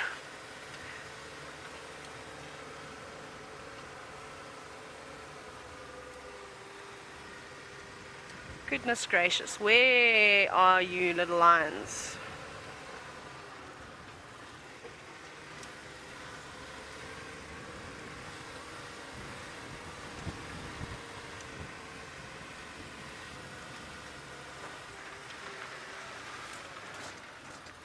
Morning, Glory. Thank you so much for that information. She's given me some more information about the deer, the white-tailed deer. So apparently they're quite similar to impala, and they have antlers and not horns, and it's just the males that get the antlers. So I'm sure most of you know, or actually it's a question that actually comes up quite often. So maybe I'll just quickly reiterate about the difference between antlers and horns. So here in Africa, our antelope have horns, so it's a bony protrusion with a keratin coating, and they don't shed them, so they have one set. So if they lose one in a fight, well, then they've only got one horn. If they lose both of them, well, it's unlucky. Unlike deer, which have antlers, and antlers, it's just keratin that is grown annually and then shed, which is quite nice. I've never seen an antler before in real life. I would like to see one. I'd like to know what it feels like. So if anybody actually knows what antlers feel like, if they can describe it to something that maybe I would know out here in the bush, that'd be great too. Asking lots of questions today, which is quite nice.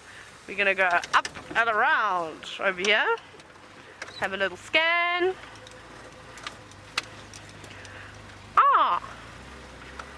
I remember this place. I remember I saw a hippo in this pan on my interview drive. But there are no hippos here today. There's just mud, dry mud, lots of footprints.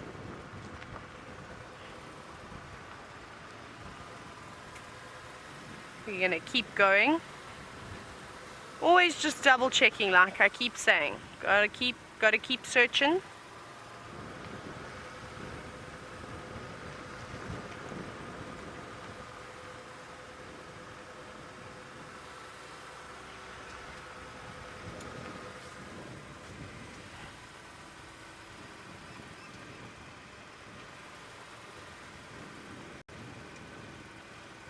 So Eritus, good morning to you.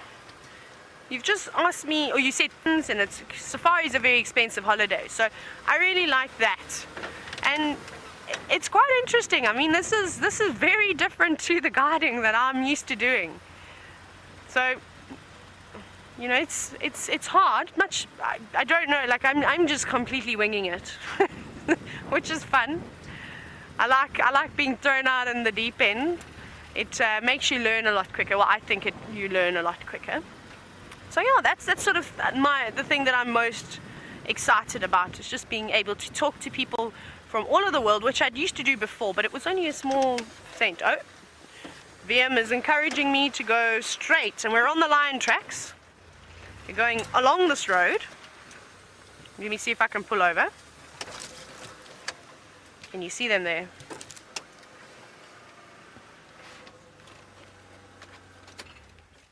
Let me jump out quickly and do. Oh, you've got them. So we've got some tracks going on. They're starting to get a little bit wind blown now because the wind has picked up. Looks like a female. So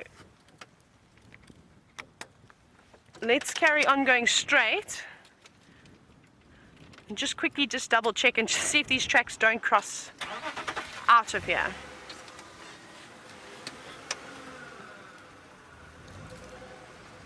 There's a big male track as well.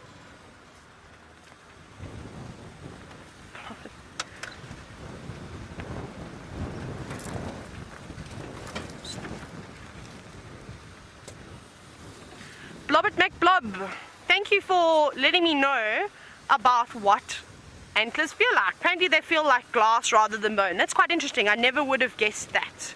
That's really amazing. We've got lots of lion tracks going here. Lots and lots. Now I've lost them. Okay. Let's go down this way a little bit. They've gone on. Okay, so it seems like I've got the lion tracks crossing out of our property now. Going into Via, maybe you can help me. Where are they heading to? Buffels Hook. So I'm going to let the guys know we've got lots of lion tracks crossing out here. So I'm not sure if anybody is aware of that, which is quite interesting. So they head out on a little animal pathway. Okay, let me quickly update the guys and just let them know, because everyone's spent quite a bit of time tracking. I do need to just get some intel over here. VM, whereabouts are we on Buffels Hook Cutline Junction? I'll get better. Say again, what's it? Let's let everybody know. Brent, Taylor.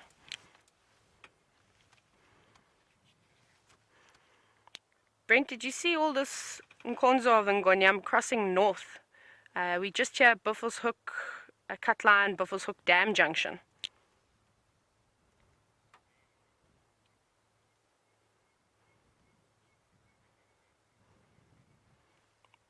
Yeah, AFIM, I followed them going north, and it seems like they've crossed out and crossed north over the Cutline. Rightio, so that's very sad news for us. Just wanted to let everybody know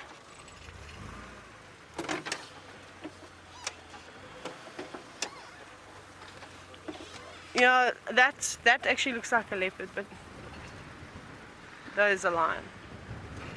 Okay, well that's a little bit of sad news. So we're gonna maybe change our mind a bit. Let me see what else would everybody like to see today. I think the cats are a bit on the scarce side, unfortunately. I think like I said, I'm going with the wind as the blame today. So what else would everybody like to see? Send us some questions, send us some requests, and we'll see what we can go and do. I'd like to try and find some zebra. We saw some very early this morning in the very, very thick bush. We could just sort of make out that there were zebra. Maybe we'll check some areas and just see if we're getting lucky. The wind is picking up now, it's starting to gust. So I can also only presume that some of the animals are going to be moving into the thicker vegetation now just to try and get away. But let's see, maybe we get lucky. Maybe we've got somebody on our side today.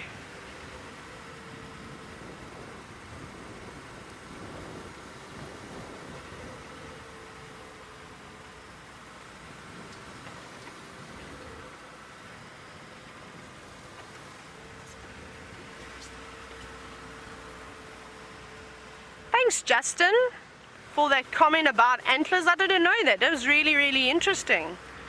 Just check there's no one tailing behind us because I'm going rather slow. Thank you for that. I'm learning everything, something new every day, and that's what's so fantastic about this job, is that you can always learn from somebody that's got more experience than you, somebody that's got less experience than you, and we also all look at things differently, which is what's so exciting.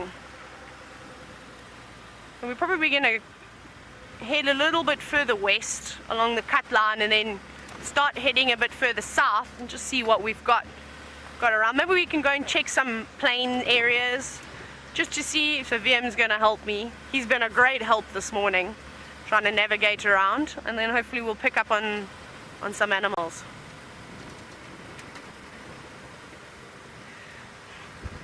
So Justin was just saying, sorry, about the antlers, about how it is actually blood that's fed to the bone of the antler.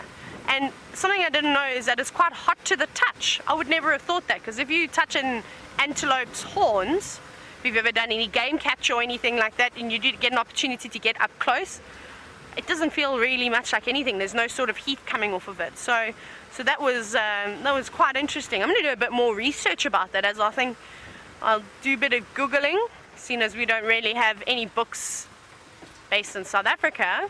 Sure, I could get a book about deer, and yeah, do a little bit of research and add that to my notes. I have a very big notebook. I'm always adding to it every day. I try and do an hour of research every day and just find out on something new.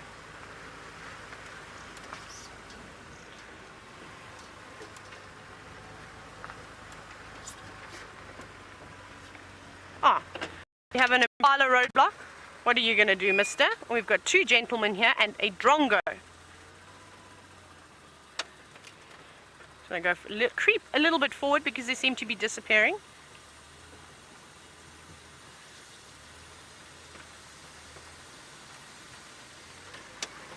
I have to show you this little drongo though, because these are one of my favorite birds. Look at him just sitting there, perched beautifully. I shouldn't say he because I don't know if it's a male or female, but they are such wonderful birds and so intelligent as well.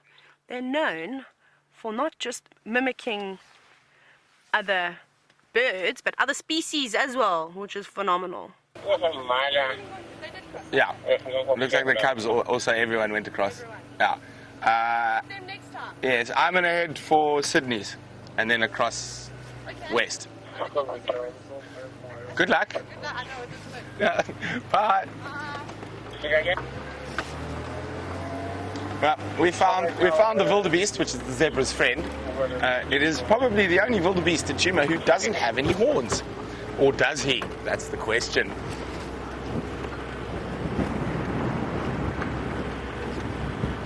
It's getting really warm already, even though the wind's howling. I'd probably guess, what do you think, Brian? 28, 27, 28 degrees Celsius already. Well, I was walking after those lion tracks. I started to get a little bit warm. Discard my layer.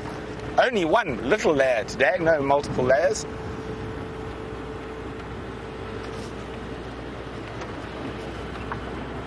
So, as Taylor just said, that in this wind, a lot of the stuff can be a little bit skittish. So hopefully we do find something that's a bit relaxed in the wind. And hello, is it Tim Painter? Well done on number 101, I think it was.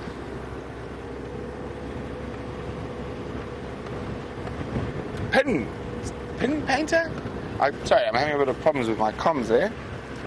But there we Pin, not Tim Pin. Yes, there we go. Pin Painter as number 101, the Karachani thrush. Yes, it is not. We see them, but often they are dashing through the sky, quite like Rudolph, but a bit faster, out of sight. So quite nice to catch one calling. Now I'm going to head to the west and then start working my way south from there. Maybe we'll have some luck with some leopards. Now, Tingana seems to be still in Torchwood. I know Aubrey's following up in his tracks, and so is Tundi. So, Karula, we're not sure where she might be. And, of course, Shadow pops up here, there, and everywhere at the moment.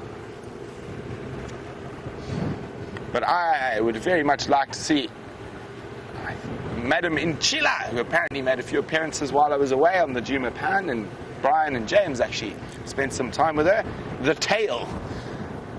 There we go. Competition for the thumb, Brian. There's a leopard that's called the tail. I don't know. What do you guys think? I keep thinking Brian should do the toe one day. The big toe. The arch nemesis of the thumb. The arch nemesis of the thumb. Will the toe ever make an appearance? Yes. So we'll see. Will the arch nemesis of the thumb, the toe, steal the limelight for a drive? We'll have to wait and see.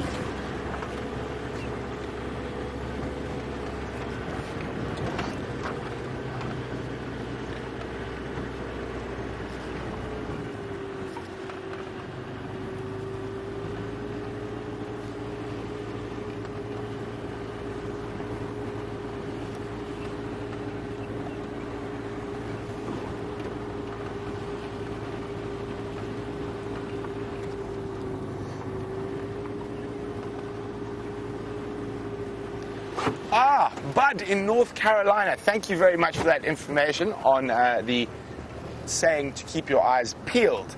And a lovely long explanation by Bud there, but I'm just going to grab the main part. It's apparently from the frontier, the Old West. It was to keep your eyes skinned, which makes more sense to me because keep your eyelids open and skinned. Yeah, so I'm afraid we saw the wildebeest sitting on the back of a vehicle, and I know Taylor's in search of, but they're disappearing already. But there we go. Disappearing already. Some zebras. Slowly making their way towards the Juma waterhole. Or to Gallagher Pan. It's the closest water for them at the moment. So zebra like to drink every day. They don't need to, but they do like to drink every day.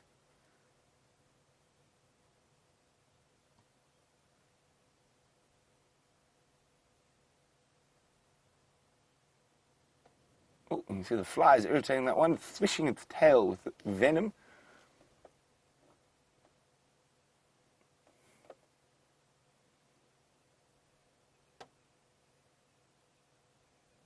Oh, off they disappear. Bud, yes, was it 1837, right? 1837, to keep your eyes skinned.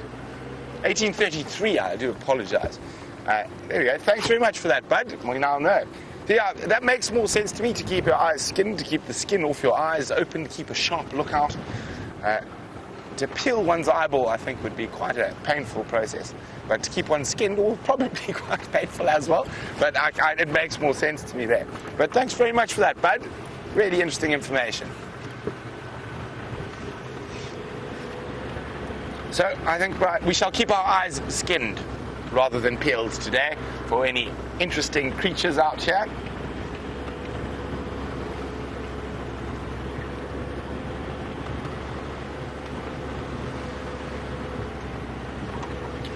Now we're going to keep on heading towards the west. Taylor's got one of the smaller, noisier critters that occur out here in the African bush.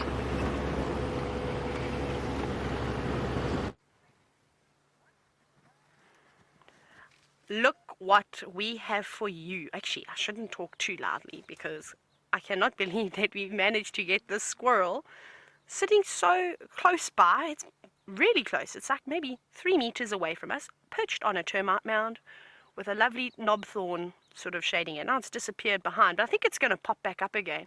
It was really relaxed. Now, squirrels. Never trust a squirrel. I don't trust them for anything. So often we rely on animals giving alarm calls in order to find them. And as Brent said, one of the noisiest creatures in the bush. And they are known to shout and scream for all sorts of things. You think, squirrel's alarm calling. You race on over hoping that there's going to be a leopard walking below it or something like that, or a pride of lions. And nope, nothing. Just shouting for nothing. Maybe having a territorial dispute or something like that. I'm not sure. Speaking of territorial disputes, some birds are shouting, but they've gone into the distance. It's a lilac-breasted roller making a lot of noise, but we're looking straight into the sun. So I think we're going to carry on.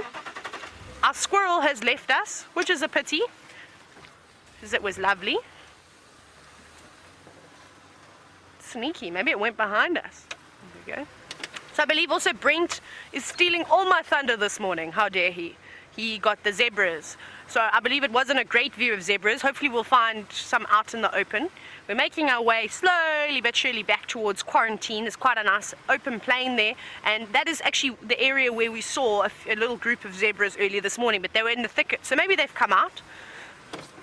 And GPS is just navigating. Thank you, VM. It's very kind of you. We're going along this road. And our elephants that we saw this morning as well, we actually just drove past that road and they've moved off too. I wonder where they've gone. Right, let's go into first gear and take it slowly down this bumpy road. I'm still getting used to this Land Rover thing. No, it's supposed to be my debut drive and everybody is taking my zebras away from me. I'll leave you with Steph, and that'll be quite an interesting sighting, seeing as he's on foot. So go and enjoy that, and I don't know what I'll have for you when you come back to me. Our final destination on today's walk is that big, massive, green weeping boerbean that I love so much. You can have a look. This zebra just standing on the side of a termite mound. I have no doubt that what he's doing is he's busy feeding on the succulent grasses that grow on the sides of large termite mounds. It's where he's sitting at the moment. Unfortunately, for closer approach, zebra are visually focused, so they react quite strongly to visual cues, to movements in the bush. They will eventually react to smell, and you can see that the ash is being whipped away from the bag and almost directly onto that zebra. A little bit past his nose. I think that's probably why he hasn't run away from us just yet. But if we move a little bit forward, our scent is going to brush on top of him. Let's see. Keep on testing the wind.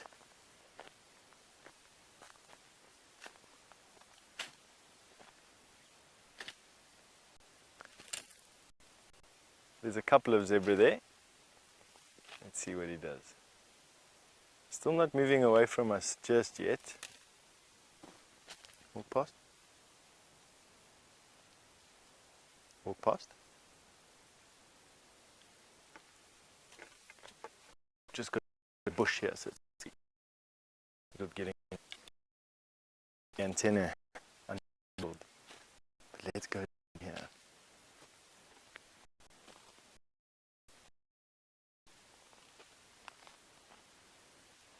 The zebra actually on the other side of the termite mound are blissfully unaware that we're even here.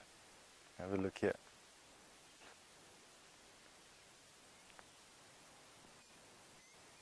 And that is because she couldn't see us.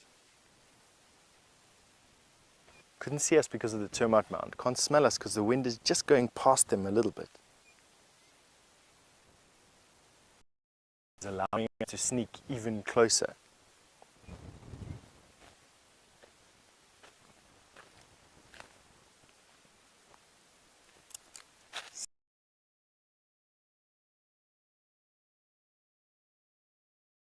With the termite mound. Let's see here. Come and have a look here. We're still out of smell range. And there we go. That dazzle of zebra treating us this morning.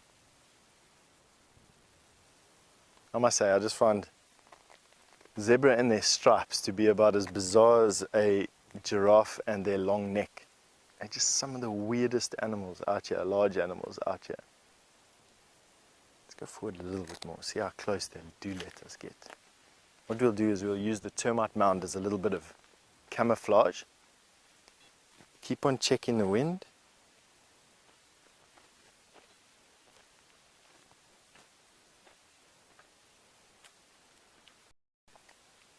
Now the zebra's just seen us.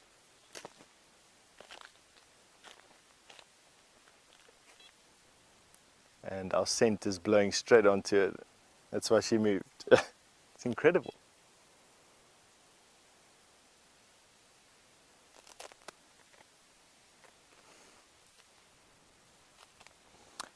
James Richards, you've just asked me a question. Why do mountain zebra seem to be the only zebra with a dewlap? James, good question, and I'm going to try and answer it in this, is with you to have a fat animal, but zebra are one of those animals that can produce quite a lot of this saturated fat that runs just underneath their skin along their body. And I would imagine that the mountain zebra living in the type of arid regions that they live in have this dewlap so that their skin can stretch to accommodate a higher fat percentage. So in years where rainfall has been high and been good and the grass has been good, I would imagine that the zebra can get quite bulky, relatively speaking, and that dewlap will allow the expansion of the animal's fat reserves. That's just a wild guess. I'm not sure at all. It's just taken from what I understand about zebra. It could be as a display thing. Perhaps mountain zebra need to display, and they use the dewlap as a type of lateral display from one rocky hilltop to another rocky hilltop, similar to how goats do it.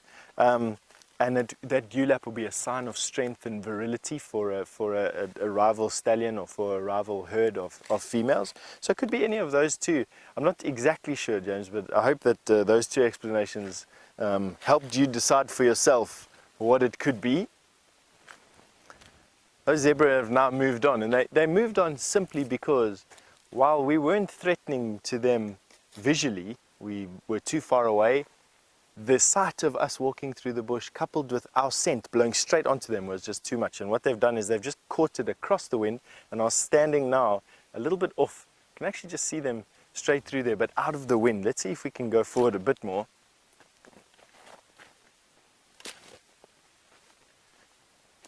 And show you the zebra.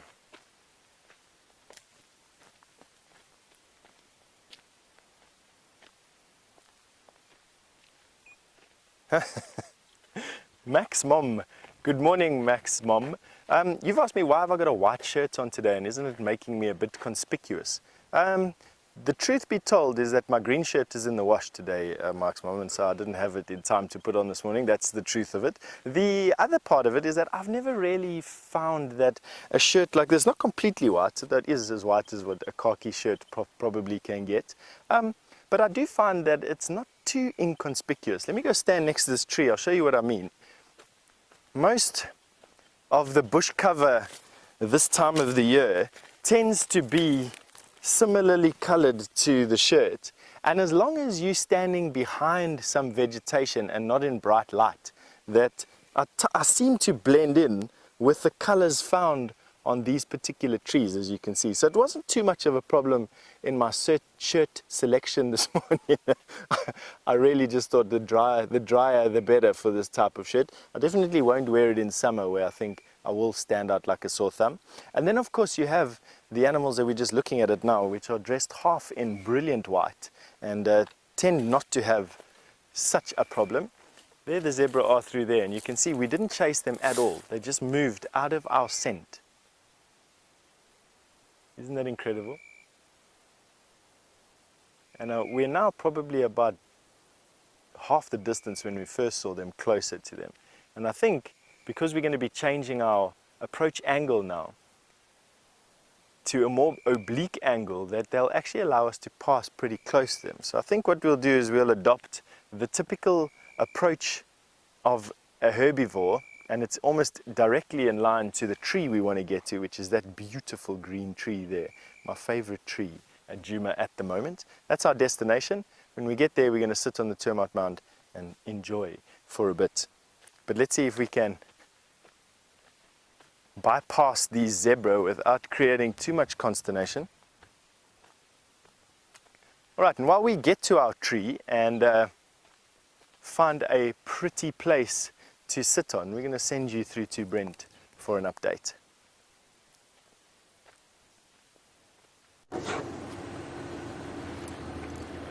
It is quite quiet, to say the least, out here. So we've covered the whole of the north and the east this morning. So we're now down in the sort of, well, we're heading towards the southwest at the moment. Now I'm hoping to see some nice leopard tracks here on Impala Road, but unfortunately there's not even an impala on Impala Road so far. This hot, windy weather will be keeping them a little bit undercover. It's also making it quite difficult to find some birds, but of course the killer bees like a challenge, and we'll start with an easy bird. Hello, little dovey.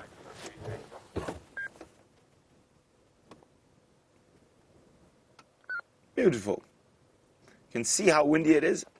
Dove's battling to balance in the gusting winds. Oh. Not the best perch you chose there on that little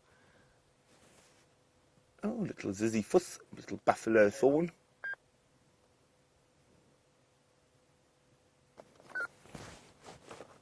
Oh, I think we've got half an hour, Brian. How many birds can we get in half an hour? At least 10. At least 10. Okay, there's one. We're on the bird mission. And in this windy weather, it's a real challenge. But as I said, the killer bees are always up for a challenge. And you're searching, Brian. I'm looking as well. It's going to be a challenge.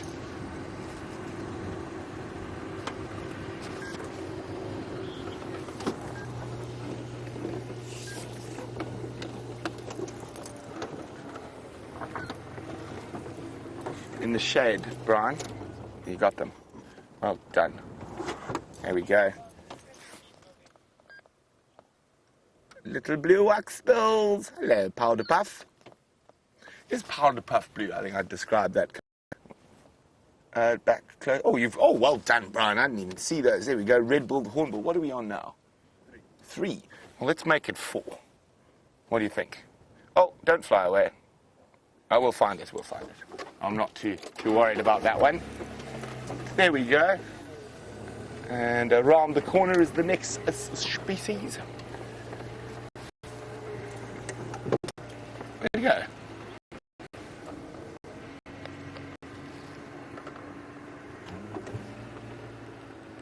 There he is. I know you've seen one with Taylor, but there we go, a fork-tailed drongo.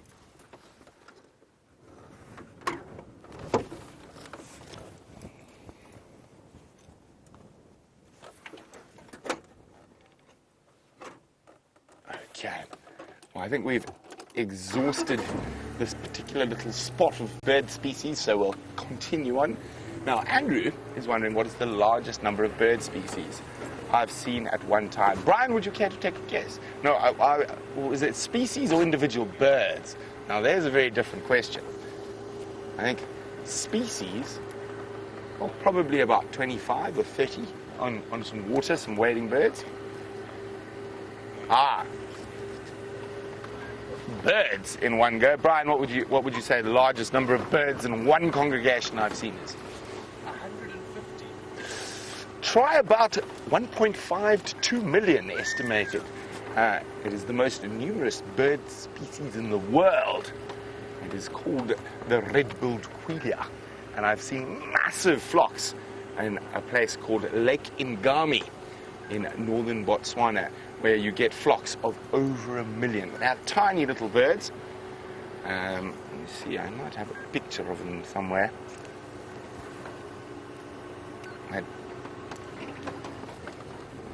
Now, when you are around them, they actually block out the sun. You cannot see the sun through them, and they're like a massive cloud. Do yourself a favor. I'm not going to show you a picture. I'm sure you'll find it somewhere on the interwebs, but Google flock red-billed quillia or large flock of red-billed quillia. Just have a look at that.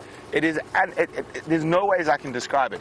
I mean, if you take the skyline, I've seen a flock that goes from there, all the way to behind Brian, and in the sky they take up from the horizon to beyond where I can reach, just one flock of birds. It is absolutely spectacular.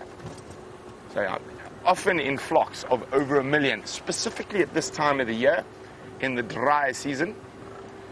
We don't really get those monster flocks in this part of South Africa, but in the more arid parts, they can really get into these massive flocks. But they are quite a problem for farmers. Can you imagine 1.5 million quillias will decimate your maize crop in a very short time? They literally strip grass bare. They're little seed eaters, and not anymore, but in the old days, can you believe they used to napalm them while they roosted to try bring the numbers down? But what quite often happens with species like that, when they're put under pressure, their breeding rate actually increases. So napalming was not a good idea. Brian, where are the birds? They're hiding. I think we should take a quick trip to Botswana and go see some quillias. Oh, dust's catching up with us. We need to go a bit faster so we don't eat our own dust. Oh, yeah, no one's driven down here yet this morning, so we've got a chance. Something. A track. A bird. As I said, this weather is not conducive to great general game viewing or bird watching, but as I said, we're the killer bees. We like a challenge. We're on 5, eh? Red-billed hornbill, blue waxbill, fork-tailed drongo, dove. Is that 5 or 4? 4. Okay, so we're 4 for 4 so far. 6 more to go. While we are in search of our bird species, let's go see how. Ooh, I'm not sure who we're going to, so let's go to a surprise.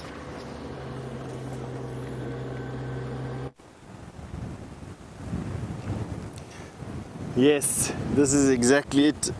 At the tree that I consider my favorite at the moment, giving it a big Stefan hug at the moment just to say hello. We haven't made acquaintances ourselves in this tree just yet, but just take a look at how absolutely magnificent this pristine example of sleeping boerbean is.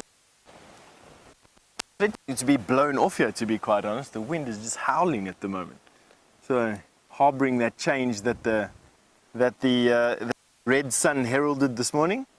But just, isn't this the most fantastic tree? Unfortunately, because it gives us something to look forward to, hey? But just how ginormous this tree is. Not the tallest tree out here. I'd say it's probably maybe 15 meters high or so. But just absolutely infusing this termite on top. No doubt that it's growing on top of this termite mound, not through, and I'm going to prove it by having to ask you to have a look at fantastic roots that are coming throughout this termite mound, and you can definitely see that they are roots, not the old bark of this tree. Now, how old this tree would be, I wouldn't even hazard a guess. 200 years, 300 years, maybe 400 years old. Definitely old. And it's one of the reasons why enormous trees like this are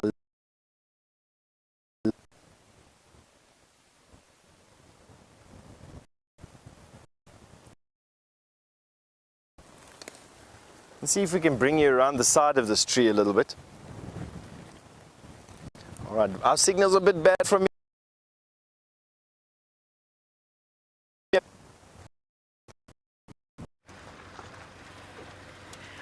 Hello again. So I believe that Steph and Brent had nice zebra sightings. I suppose Steph had it.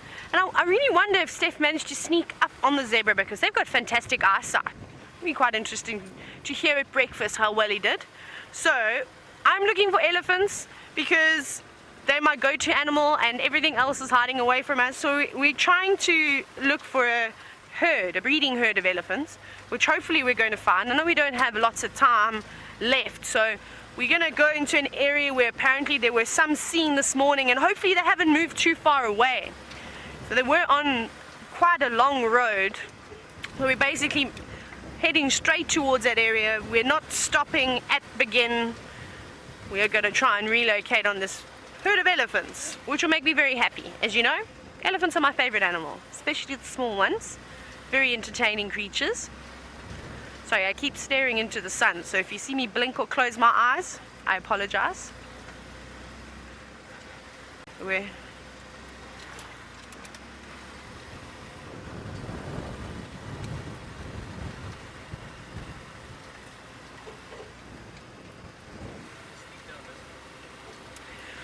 Marianne, so you've asked me what animal inspires me most, and I'm going to stick with the elephants, just like you, Marianne. I believe that the animal that inspires you most is an elephant too. It's just amazing that such a big animal that looks nothing like us as humans can share so many similarities sort of with their personalities, the emotions that they show, all their different movements. I can't get over that, and I'm going to talk about that for the next 150 years. And that's the animal that I absolutely love. How they go from being such tiny little characters, trying to walk, trying to stand. Once they've got that right, then it's trying to master the trunk, which is quite difficult and proves quite entertaining for us to obviously watch. So I love that whole process, and then as they get on and move on with life and get older and learn all the different migratory routes or where's the best place for water for different times of the year, and just, I love that. That's my favorite. So Marianne, I hope that answers your question. I'm just going to pick up the pace just a little bit because I'm not sure how far we've still got to go, and I bumble. I drive like a tortoise sometimes, which is not a bad thing, but sometimes when you need to get somewhere, it's also not a great thing.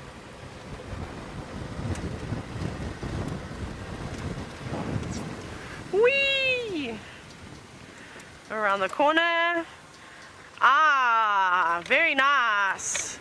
So, we're going to head on over to Brent now, and he's got some animals that I think are peering over the tops of the trees. That will give you a clue as to what you're about to go and see.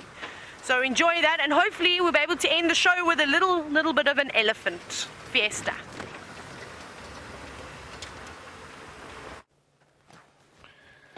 Now we're playing Who Can Spot What. Can you spot something, Brian? I can. Well done. What do you spot, Brian? A giraffe. There he is, just peering over the trees, as Taylor said. A male giraffe. Now, last night, before I went to bed, I was reading, and I found some very new, interesting information on giraffe.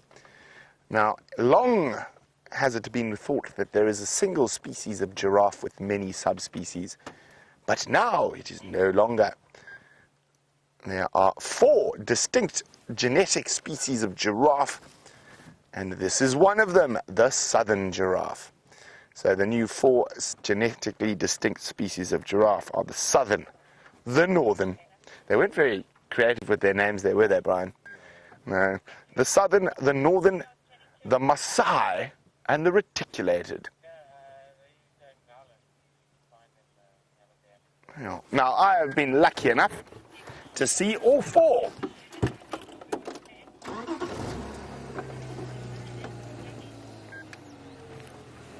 Yes, now, that is a very recent announcement, and Andy and Julia are wondering what is the significance of that announcement. Well, what do you think the significance is, Brian? Separate all the rock. That's about it, yes. So, with reticulated and Maasai, which have quite limited him ranges, or the Maasai is okay, it makes a difference probably in terms of conservation, that you probably find there'll be a bit more effort, a bit more funding put into the reticulated and Maasai giraffe and their subspecies like Rothschilds that are a little bit rare and under threat. But in general terms, it's an interesting fact. It does change the way the scientists have thought about the species. So, they all thought there were 1 and different variations of 1. Now there are 4 that have obviously come from a common ancestor. But in terms of long-term ramifications, I think from the conservation of the threatened 2 and their threatened subspecies, we probably find there's a bit more funding put into that. And for any other long-term ramifications, we're going to have to wait and see. But we are with the southern giraffe, who is happy and the most stable of all the species. If I remember correctly, in the greater Kruger alone, there's like 6,000. There's a few giraffe in these parts. Now, of course, we don't see many giraffe here where we are in the mixed broad-leafed woodland. They prefer the open basalt plains beset with many knobthorn trees. So we do have our fair share of acacias, but nothing like the basalt plains of the central Kruger, and that's the highest density of giraffe in Kruger as well.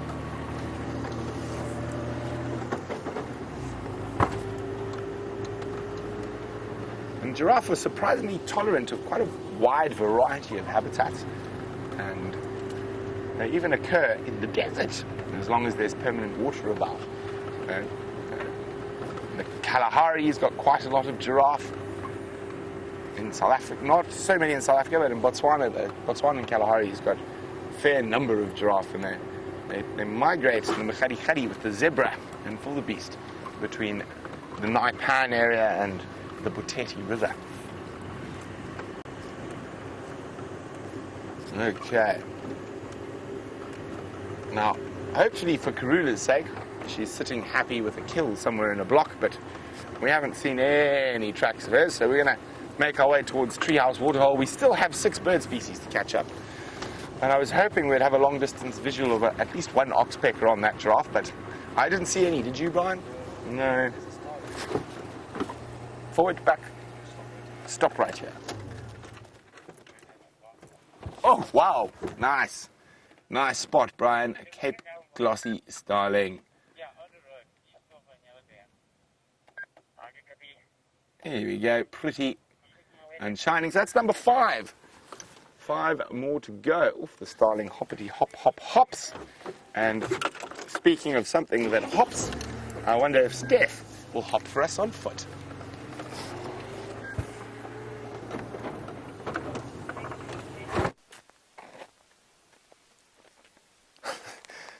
Absolutely not. I won't hop for Brent on foot. Hardly for myself. I've come here though because this wallow grabbed my attention. This is a wallow that fills up with water, where even if it rains just a little bit, to be honest with you, and it's at a junction. It's at the Nyala Road junction with twin dams, and a place that we see a lot of elephant and buffalo activity when it is full. But I'm astounded at the depth of it, in actual fact, and that's what I wanted to come and show you. Is the fact that this will fill up almost level with water, and they always look like these little mud puddles. But in reality, this one is deeper, you know, it's at least mid-thigh deep, which would drown most things. I mean, it definitely will cause a buffalo some discomfort to sit in this wallow with its head hanging out. But every time I come here, this wallow is getting a little bit bigger. And that's because a mud wallow or a depression, just a little depression, fills up with some water, something will come and bath there, and a layer of clay gets deposited. And then again, something will lie there, another layer of clay, and eventually it gets deep enough to become a natural dam. So this is sort of, it's starting to get to that point where we are expecting this to become a natural pan or a natural dam that'll hold water for most of the wet season and for a long time into the dry season. And that's what I'm hoping for this. So every time an animal slips off the bank and slides into the mud, they increase this a little bit more. And every time a buffalo throws himself against a bank like this or like here, you can actually see where these banks have been rounded by animals lying against them. Every time a buffalo does that, or a rhino or an elephant, they make it a little bit more compact, and they make it a little bit more robust. And that's basically how dam building is. That's how we have natural dams and natural pans forming over here. This is quite close to the river. It's adjacent to the Mulwati, probably 200 meters away or something like that, not too far away. But it's on that floodplain of the Mulwati, so it's lots of clay in this particular area. And clay is important for a pan because it stops the water from seeping away out underneath and back into the water table. So just a nice example of a pan, of a proto pan or an early pan. All right, let's carry on. It's just such a nice day walking out here today. We've now got the wind in our faces finally, which is a good thing, because for most of the morning we've actually had the wind blowing from behind us into the bush where we're walking into. And it's a rule of thumb out here that you'll try and walk with the wind in your face as much as you can. Look, on a very windy day like today, doesn't matter where you're going to go. It's the wind is going to be either for you or massively against you. And yes, for elephant, for buffalo, and potentially for lion, it does make a difference. But when we're just ambling along through the bush out here, it's not too bad to have your presence announced. And so I don't mind walking in open areas like this with the wind blowing onto the bush, although that's not the case in this case. And with the wind blowing like it is now, a lot of animals get a little bit edgy. They rely on their sense of sound, or hearing at least, and when the wind blows like this, especially rhino can get quite bouncy and quite jittery. Buffalo as well, they go hide in thick bushes, and because the wind masks sounds of approach, you can get very, very close to animals before you even know they're there. And so that's what we'll be watching out for now. So while I'm busy walking, what I'm going to try and do is skirt very thick areas, and that's literally just to get, to reduce the risk, at least anyway, of us bumping into something here unannounced. But that's not really an issue today on this path right here, right now. Well, I say that, you know, anything can happen. Oh, there's some elephant noises coming off to our right hand side. Oh, here we go.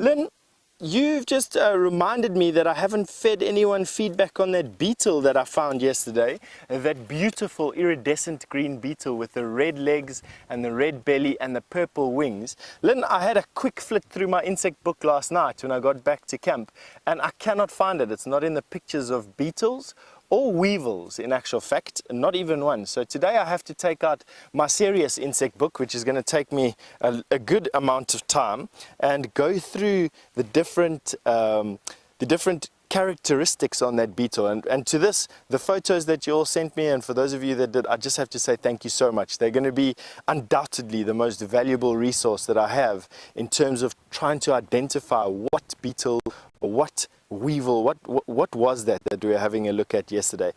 Now that I'm thinking about it, it definitely can't be a weevil. It had wings. So it's definitely a beetle.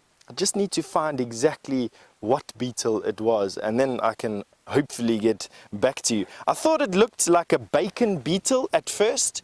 So for those of you wanting to find out what was most like it, a bacon beetle was most like it. But have a look at this. These termites, harvested termites, are scurrying back to their hole. There's their hole there. They're going to find it now. What I did was I disturbed their grass pile. This is what they collected last night. Can you believe it? All of this. Now I'm going to just cover them up with their grass again. Can you believe that all of this was chopped quite neatly by a termite? This is what they did. They bit through that with their mandibles. They bit through it on the side as well.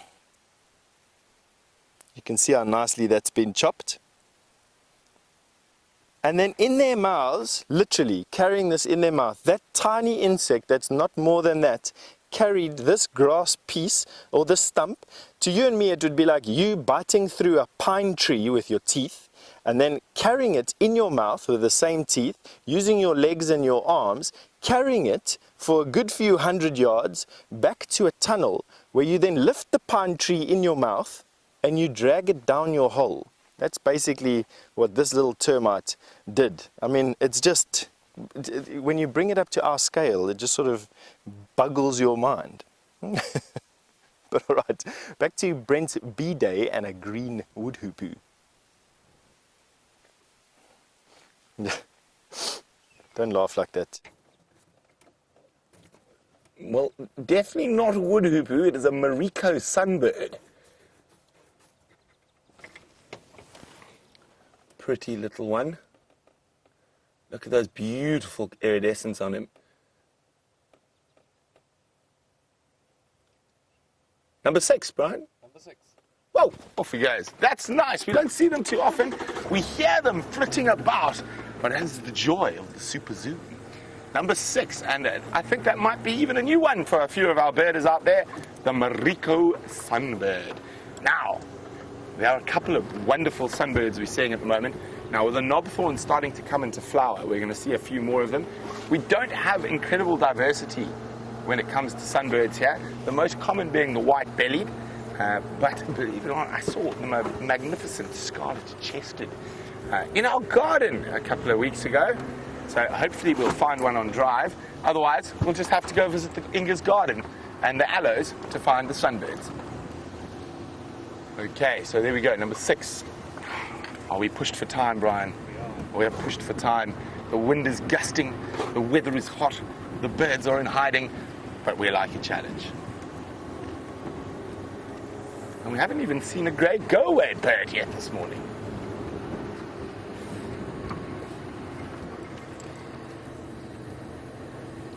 I'm looking for any of the raptors up high. No such luck so far. I think we need to speed towards quarantine for the guaranteed roller. Have you spotted something, Brian? In the sky. Wait, tell me when to stop. I cannot see it. Looking up into this. Oh, Brian. Long spot. Ah. Turn.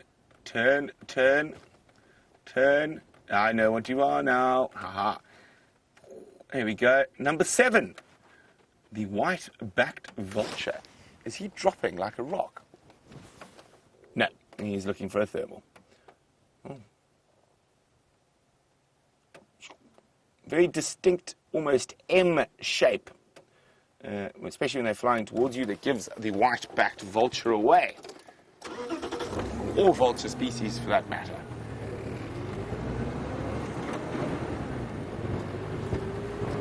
Okay, oh, it's flying. We're going to do one last call. Don't go away. Oh, we're going to catch you. Where did it go?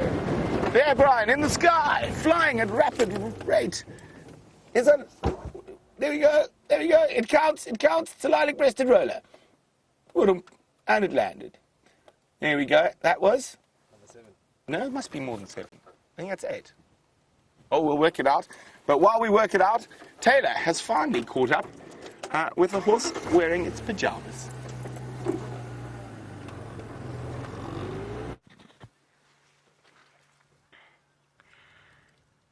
Hip, hip, hooray to me. I got the zebra, and I think my sighting of the zebra is better than Brent's.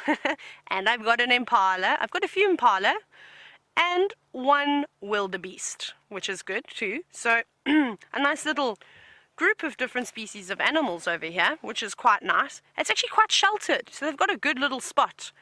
Fortunately, unfortunately, there's not much for them to eat over here. I can see the zebras just nibbling on a few of bits of dried grass, I suppose. They're showing us their rumps, which is often the best side of an animal.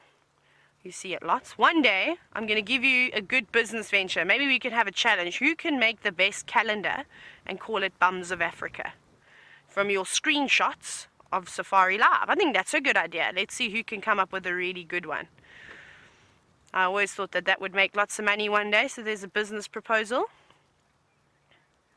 But you got to call it Bums of Africa, and you've got to use screenshots from your Safari Live experience. I'm gonna very quickly, I'm gonna go forward just a little bit just because I want to show you this wildebeest, and then I'm gonna have to say my goodbyes to you, unfortunately. But it has been absolutely so much fun this morning, so thank you so much for putting up with all my nonsense.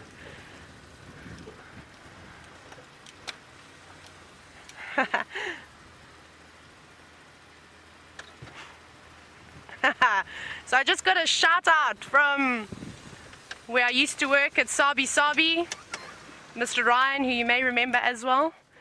He says that I'm doing a great job. So thank you so much, you guys at Sabi. I miss you all. And one last little look at this wildebeest, Gnu. Everyone always teases me for the way that I say wildebeest, but I don't care. And he is munching away. And thank you so much for this morning, and I'll see you all tomorrow morning for another sunrise safari. So have a wonderful day. Keep your fingers crossed that the wind dies down and the animals come out, and we'll see you tomorrow.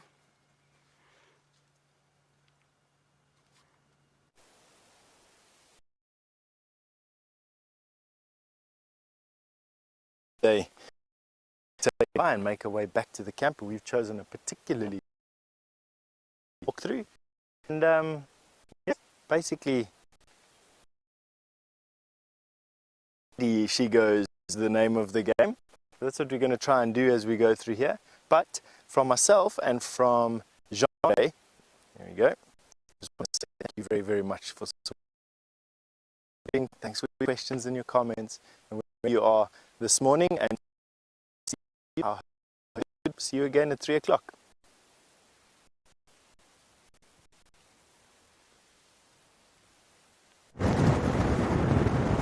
So now the wind is galing, but we haven't forgotten about the last 2 bird species. We're on our way to quarantine, hopefully for a roller and a grey-headed sparrow. But we might get something else. Could we even get 11, Brian? One more than our target. We've seen that one. Oh, we've seen a roller. We can't do the roller. Ah, there. On the ground. You got him? Don't fly away unless you come closer.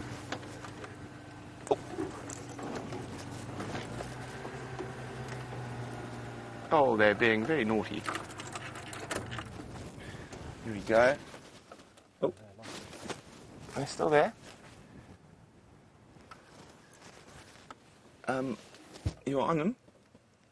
Zoom a little bit up. A little bit up. Oh, up. There's one in the clear if you go higher. Oh, a brief view of a house sparrow. Oh, and a yellow-throated petronia. Boom, boom. I know those weren't the best bird views. We'll try and get you a few more because those were very quick, but they were definitely identifiable. And it wasn't even the sparrow we were looking for. We were looking for a grey-headed sparrow. Might be one of the first house sparrows I've actually ever seen on Jumo. Interesting. And there we go. We would have made it with a breeze.